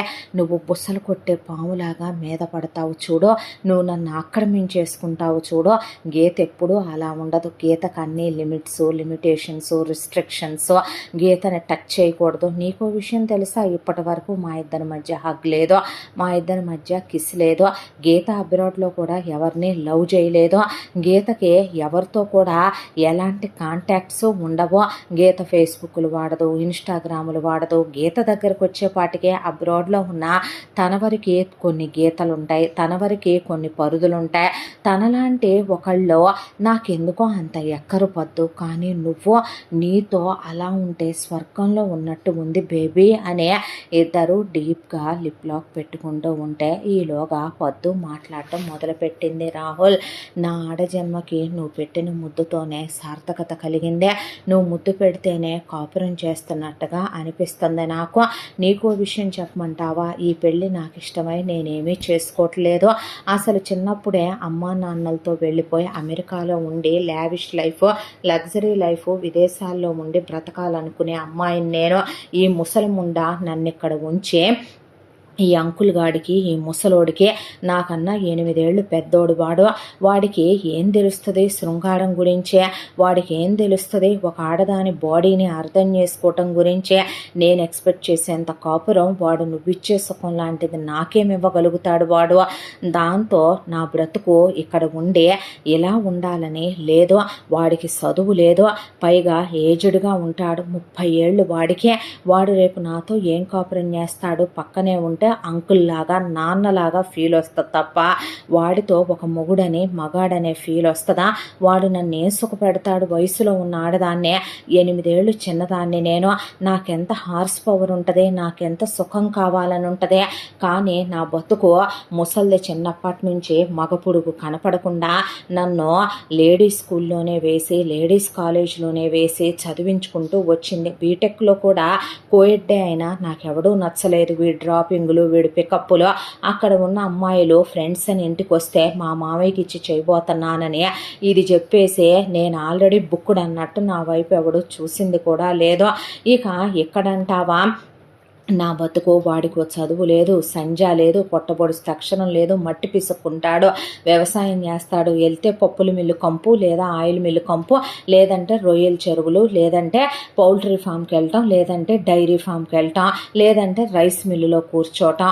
చిచ్చి, ఈ దరిద్రపు మంద మధ్యలో కనీసం ఒక మగపుడు కూడా లేక నన్ను నేను ఎంత నిందించుకుంటూ ఉన్నానో తెలుసా? అమ్మా నాన్న వచ్చిన 2 నెలలే నాకు నేను గుర్తొచ్చేదాన్ని. వాళ్ళు ట్యాబులు తెచ్చిచ్చి, ఫోనులు తెచ్చిచ్చి, ల్యాప్టాప్లు తెచ్చిచ్చి, నా కోసమని అమ్మా నాన్న కొనుక్కొచ్చే మినీసు, బికినీసు అలాంటివి వేసుకొని ఫ్రెండ్స్తో కలిసి ఎంజాయ్మెంట్లకు వెళ్ళటానికి కూడా లేదు. గదిలో వేసుకొని చూసుకోవాల్సిందే నన్ను నేను. వాడిని చేసుకోవటం నాకు ఇష్టమయ్యా. తప్పక నోరు మూసుకొని ఎదురు చెప్తే కొడతారు, తిడతారనే దాంతో వాడిని చేసుకోక తప్పకే ఇప్పుడు అన్నీ మూసుకొని వాడిని చేసుకోవాలి. కానీ రాహుల్, నాకు నీతో ఫస్ట్ ఎక్స్పీరియన్స్, వాడికన్నా ముందు నీతో చెయ్యాలనుందే. ఎటు నా బతుకు వాడి కింద నలిగిపోవలసిందే. ఆ అంకుల్ గాడు ఏం చేస్తాడు? చీర పిన్ను తీసేలోపే అంతా మ్యాటర్ అయిపోద్ది. వాళ్ళు నీలాంటి ఒక మగాడితో, నీలాంటి ఒక జోడు గుర్రంతో నాకు కాపురం చేయాలనుందే. ఈ ఇంట్లో ఉంటే డిస్టర్బెన్స్గా ఉంటుందని మా తోట ఉంది. ఆ తోటలో ప్రత్యేకంగా మధ్యలో ఒక స్థలంలో వాడు అందంగా గ్రాస్ పెంచుకొని రకరకాల మొక్కలు ఉయ్యాలలు వేయించుకొని అక్కడ జకూజీలు పెట్టించుకొని అక్కడ బాత్ టబ్బులు పెట్టించుకొని చాలా స్పెషల్గా బాత్రూములు కట్టించుకొని అక్కడ టెర్రస్ మీద ఒక గ్లాస్ రూమే వేయించుకొని వాడబ్బో ఒక అబ్రాడ్ లెవెల్లో ఫస్ట్ నైట్ ఇక్కడ కాదు అక్కడ చేసుకోవాలన్నట్టుగా వాడు అక్కడ ఒక ఇల్లు కట్టించి ఉంచుకున్నాడు. ఆ ఇల్లు ఇప్పుడు దాకా ఓపెన్ చేయలేదు. ఆ ఇంట్లోనే రేపు వాడికి నాకు ఫస్ట్ నైట్ ఏర్పాటు చేస్తారు. అంతకన్నా ముందు రేపే మనిద్దరం ఫస్ట్ నైట్ చేసుకుందాం, మనిద్దరం అక్కడికే వెళ్దాం, నేను తాళాలు కొట్టేస్తాను, అందరూ పడుకున్న తర్వాత నువ్వు నేను కలిసి అక్కడికి వెళదాం, అక్కడ ఎంజాయ్ చేద్దాం మనిద్దరం. నువ్వు నాకు ఎవ్వరూ ఇవ్వనంత సుఖాన్ని ఇవ్వు, నేను నీకు, నువ్వు నాకు మధురానుభూతుల్ని పంచుకున్నా. ఆ తర్వాత నీకు పట్టిన దరిద్రానికి నువ్వు దాన్నే, నాకు పట్టిన శనికి నేను వీడిని చేసుకోక తప్పదు. ఆ తర్వాత అప్పుడప్పుడు దాన్ని తీసుకొని నువ్వు ఇండియారా, నేను వీడిని తీసుకొని అబ్రాడ్ వస్తాను. వచ్చినప్పుడు మనం ఎంజాయ్ చేద్దాము.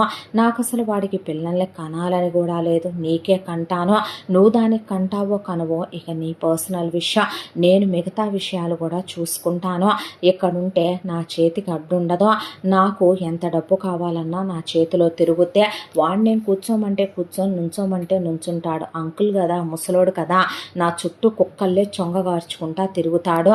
నేనంటే మోజుపడి సస్తున్నాడు. ఎప్పుడెప్పుడు నా పక్కలో పడుకుందామా అనుకుంటున్నాడు. వాడిని తలుచుకుంటేనే నాకు తేళ్ళు జర్రులు పాకుతున్నాయంటే నమ్ముతావా నువ్వు?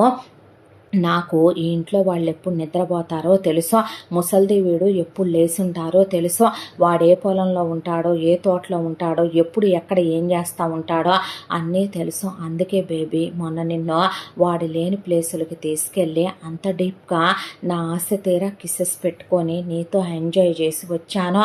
నువ్వు తాకినప్పుడే మగాడు తాకిన ఫీల్ వచ్చిందే.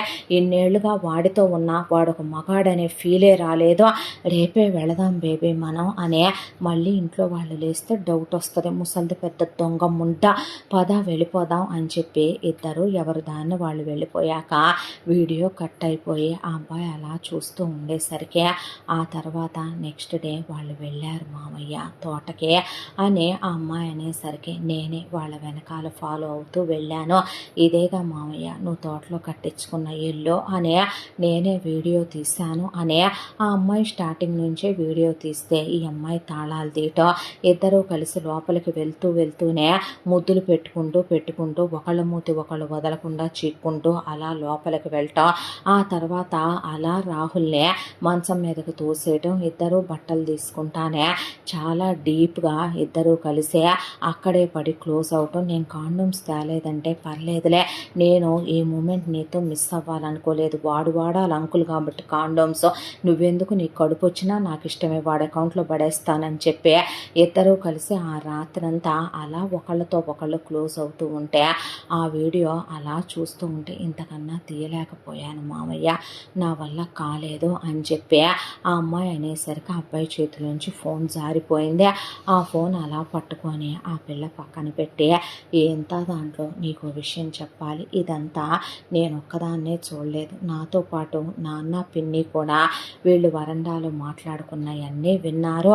ఆ తర్వాత వీళ్ళిద్దరూ కూడాను ఏం జరిగింది ఏమన్నారు విన్నాక అనేగా అలా చూస్తున్నావో, నాన్నేమో కళ్ళొత్తుకున్నాడు నీకిచ్చి చేయాల్సిన దరిద్రం పట్టిందనే, పిన్నేమో ఒక నిరాశ నిస్పృహతో అలా ఆకాశంలోకి చూసుకుంటూ కళ్ళల్లో నీళ్ళొత్తుకొని వెళ్ళిపోయింది. నెక్స్ట్ డే నేను తోట దగ్గరికి వెళ్ళి ఉన్న ఇంట్లో ఒకవైపున నేను చూస్తూ ఉంటే మరొక వైపున కిటికీ దగ్గర వీళ్ళిద్దరూ నుంచోనే ఇక కూతురికి నువ్వివ్వలేని సుఖమేదో రాహుల్ ఇస్తున్నాడు అనుకోనే ఎవరూ రాకుండా ఇద్దరూ కలిసి వాళ్ళ పని పూర్తయిందాక ఆ తోటలో ఉన్న ఇంటి దగ్గరే చెరువు పక్కన కాపలా కూర్చున్నారు ముసుగేసుకొని మామయ్య అనే పాటికి ఆ అబ్బాయి బిత్తరపోయాడో. ఆ తర్వాత ఇక నేను ఆలోచించాను మామయ్య, ఏంటంటే రాహుల్కి నన్ను చేసుకోవటం ఇష్టం లేదో, దానికి నిన్ను చేసుకోవటం ఇష్టం లేదో, అలాంటి వాళ్ళని చేసుకొని మనము వాళ్ళని బాధ పెట్టి ఇబ్బంది పెడుతూ లైఫ్ అంతా వాడు ఇండియా వచ్చినప్పుడల్లా దీంతో, ఇది అబ్రాడ్ వచ్చినప్పుడల్లా వాడితో క్లోజ్ అవుతూ ఇలాగే మన ఇద్దరు లైఫ్లో గడిచిపోతాయి. అంతదానికి నువ్వు నన్నెందుకు పెళ్లి చేసుకున్నావు గీత, వాళ్ళిద్దరికీ పెళ్లి చేసే ఇదంతా రచ్చ చేసి పట్టబయలు చేస్తే సరిపోద్దిగా అని నువ్వు అనుకోవచ్చు. దానికి నా దగ్గర ఏ సమాధానం లేదు మామయ్య, నేను చిన్నదాన్నే ఆలోచించాను, ఏం చేయాలో అర్థం కాలేదు, అమ్మమ్మకి తెలిస్తే పాతరేస్తదే, ఇప్పుడు పెద్ద పెద్ద గొడవలు అవుతాయి, నువ్వెలా తీసుకుంటావో తెలీదు. ముఖ్యంగా నేను ఆ క్షణం ఆలోచించింది మీ నాన్న గురించే. పోయిన తాతగారికి పరువు ప్రతిష్టలంటే ప్రాణం అనే అమ్మమ్మ చాలాసార్లు అంటాం నేను విన్నాను. ఇప్పుడు చెల్లెంత చేసిందని తెలిస్తే తాత పరువు పోద్దే, నీలో ఏదో లోపం ఉంటేనే చిన్నప్పటి నుంచి నీకిచ్చి చేయాలనుకున్న ఇది నిన్ను కాదందనే, అందరి ముందు ఇదేదైనా వాగిందంటే రేపు నీకు పెళ్ళి అవ్వచ్చు అవ్వకపోవచ్చు, అమ్మమ్మ ఇవన్నీ తీసుకోగలిగిన స్థితిలో ఉందా, పైగా పిన్ని వాళ్ళకు కూడా అది ఆమోదంగానే అనిపించినట్టు అనిపించిందే. ఇక ఏం చేయాలనేది అర్థం కాలేదు. నేనే ఏం చేయాలో అర్థం కాని స్థితిలో చచ్చిపోదామా పోనీ ఏదైనా తాగే ఈ పెళ్ళి అలాగైనా ఆపేద్దామా అనుకోనే ఇదిగో మావయ్య నేను ఆల్రెడీ పాయిజన్ బాటిల్ కూడా తెచ్చి పెట్టుకున్నాను. కానీ అదే టైంకి దేవుడే పంపుతున్నట్టు ముత్తైదులు వచ్చారు, వచ్చి మేలు ముసుగేశారు, వేసి రాహుల్లో నువ్వు ఎక్కడెక్కడున్నారో వాళ్ళు చెప్పారు. చెప్తే అంతా బ్యాండ్ మేళం హడావిడిలో పద్దుకు అది వినిపించలేదు. ఎక్కడున్నారంటక్క, మావయ్య ఎక్కడున్నాడు, రాహుల్ ఎక్కడున్నాడు అనే పాటికే అప్పుడే నాకు మెరుపులా ఒక ఆలోచన వచ్చింది. దాంతోనే నువ్వున్న ప్లేసు రాహుల్ ఉన్నాడనే, రాహుల్ ఉన్న ప్లేస్లో నువ్వున్నావని చెప్పాను. దాంతో అది రాహుల్ పక్కన కూర్చొనే రాహుల్తోనే దాని పెళ్ళి జరిగిపోయిందే. నేను నువ్వని తెలిసే నిన్ను చేసుకున్నాను మామయ్య, ఇందులో నా తప్పేమైనా ఉందని నీకు అనిపిస్తే నన్ను క్షమించు అనే పాటికే ఆ అమ్మాయి వైపు అలా చూస్తూ ఉండిపోయాడు రఘు. ఇదే మామయ్య జరిగింది. ఈ విషయాలేవి నేను నీ దగ్గర దాచాలనుకోలేదు. ఇప్పుడు అందరూ హ్యాపీ కదా మామయ్య. అది దానికి నచ్చిన వాడిని చేసుకుంది. రాహుల్ తనకు నచ్చిన అమ్మాయిని చేసుకున్నాడు. వాళ్ళిద్దరూ హ్యాపీగా ఉంటారు. పిన్ని నాన్న కూడా హ్యాపీ. వాళ్ళ పెళ్ళిని ఆమోదిస్తారని నాకు తెలుసు. వాళ్ళు ఆమోదించారు, వెళ్ళిపోయారు.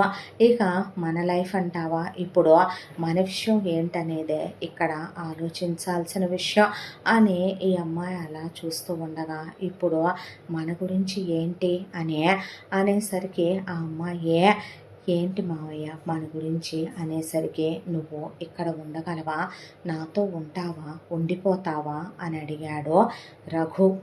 నువ్వు ఉంచుకుంటావా మామయ్య నన్ను అనే పాటికి రఘు అలా చూశాడు.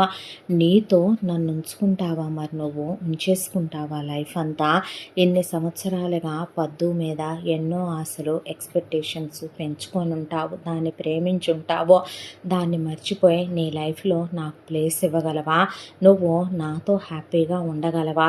లైఫ్ అంతా నువ్వు దాన్ని గుర్తు చేసుకోకుండా మర్చిపోతావా?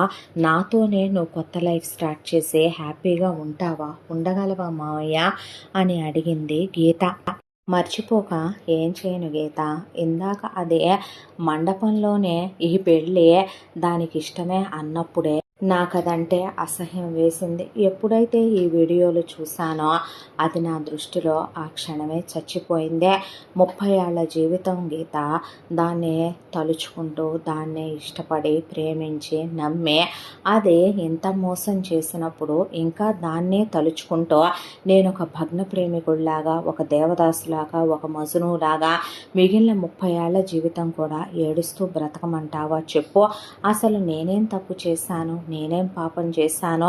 ఇప్పుడు దానికి నచ్చిన డెసిషన్ అది తీసుకొని వెళ్ళిపోయిందే.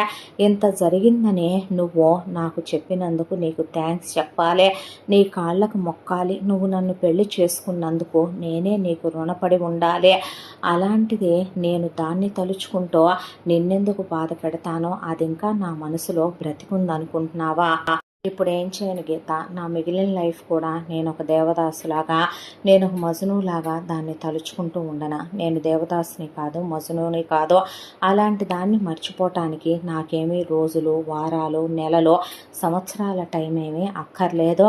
నా దృష్టిలో అది ఎప్పుడో చచ్చింది. చచ్చినోళ్ళ గురించి తలుచుకొని నా లైఫ్ని నన్ను స్పాయిల్ చేసుకోమంటావా చెప్పు? నాకు అసలు టైం వేస్ట్ చేసుకోవాలనిపించట్లేదు. నాకు ఈ రాత్రే నీకు దగ్గర కావాలనిపిస్తుంది, నీతో క్లోజ్ అవ్వాలని, క్లోజ్గా ఉండాలని అనుకుంటున్నాను. నీకు ఇష్టమైతే నేను మన మధ్య ఏ దూరాలు ఉండాలని కూడా అనుకోవట్లేదు. నీకు ఇష్టమైతే నేనన్నిటికీ సిద్ధంగానే ఉన్నాను. నా మనసులో దాని ఊహలు కూడా లేవు. ప్రమాణం చేసి చెప్తున్నాను మా అమ్మ మీద, నీకు నువ్వు నమ్మినా నమ్మకపోయినా అనే రఘు అనేసరికి నాకు నువ్వంటే ఇష్టమే గీత, నేను నిన్ను భారీగా ప్రేమిస్తాను, భారీగా నీ విలువ, నీ గౌరవం నీకు ఇస్తాను, నేను ప్రేమగా చూసుకుంటాను. నీకు ఇష్టమైతే నాతో ఉండటం, నీకు ఇష్టమైతే నాతో లైఫ్ షేర్ చేసుకోవటం, నీకు ఎలాంటి అభ్యంతరం లేదంటే మన మధ్య ఏ గీతలు, ఏ దూరాలో ఉండాల్సిన అవసరం లేదు. నేను నీతో మనస్ఫూర్తిగానే శారీరకంగా కలవటానికి సిద్ధంగా ఉన్నాను అని రఘు అనేసరికి గీత అలా చూస్తూ ఉండిపోయింది. ఆ తర్వాత రఘుని గీత దగ్గరకు వచ్చి గీతని దగ్గరికి తీసుకొని కౌగిలించుకున్నాడు. గీత కూడా రఘు వీపు మీద చేతులు వేసి రఘుని దగ్గరికి తీసుకొని గాఢంగా కౌగిలించుకుంది. ఆ తర్వాత గీత మనసులో గూడు కట్టుకుపోయిన దుఃఖం, బాధ, దాంతో ఒక్కసారిగా ఆ దుఃఖం పెళ్ళుక్కి వచ్చేసిందో ఏమో రఘుని కౌగిలించుకొని పెనవేసుకుపోయి వెక్కిళ్ళు వెక్కిళ్ళు పెట్టి ఏడ్చింది గీత. రఘు కూడా కళ్ళల్లో నీళ్ళాగలేదు. రఘు షర్ట్ అంతా కూడా పల్చటి షర్ట్ వేసుకునేపాటికి గీత కన్నీళ్లతో షర్టు తడిచిపోయింది. రఘుకి జరిగిన అవమానానికి, రఘు మనసులో బద్దలవుతున్న అగ్నిపర్వతాలకి రఘు కళ్ళల్లో కన్నీళ్ళాగలేదు. అలా ఆ అమ్మాయి భుజం మీదుగా రఘు కన్నీళ్లు జారిపోతూ ఇద్దరు చాలాసేపు అలా ఏడ్చి ఒకళ్ళనొకళ్ళు దగ్గరికి తీసుకొని ఓదార్చుకున్నారు. గీత కన్నీళ్లు తుడిచి రఘు గీతని దగ్గరికి తీసుకొని ఓదార్చాడు. బాధపడద్దు, నీకు నేను ఉన్నాను, నేను ఉంటాను గీత అనే గీతని దగ్గరికి తీసుకొని క్లోజ్ అవటానికనే రఘు ఆమె పెదాల మీద ముద్దు పెట్టడానికనే ముందుకు ఒరిగాడు. గీత రఘు పెదాలకి చెయ్యడ్డం పెట్టే ఒక్క నిమిషం మావయ్య అనే పాటికి రఘు అలా చూస్తూ వెనక్కి తగ్గాడు. ఇంతటితో కథ మొదటి భాగం పూర్తే. ముగింపు భాగంతో మళ్ళీ కలుసుకుందాం. తప్పకుండా మన ఛానల్ని లైక్ చేయండి, షేర్ చేయండి, సబ్స్క్రైబ్ చేయండి, బెల్ ఐకాన్ క్లిక్ చేసి ఆల్ అనే బటన్ని ప్రెస్ చేయడం మర్చిపోకండి. ఎంత మంచి కథను మనకు అందించిన కథా రచయిత్రి సాయి లలిత గారు. ముగింపు భాగంతో మళ్ళీ కలుసుకుందాం. ముగింపు భాగం చాలా ఇంట్రెస్టింగ్గా ఉంటుంది. మిస్ అవ్వకుండా ముగింపు భాగంలో మనకి తెలియని చాలా విషయాలు తెలుస్తాయి. ఈ కథలో మిస్ అవ్వకుండా ముగింపు భాగాన్ని వినండి. ముగింపు భాగంతో మళ్ళీ కలుసుకుందాం. Thank you so much.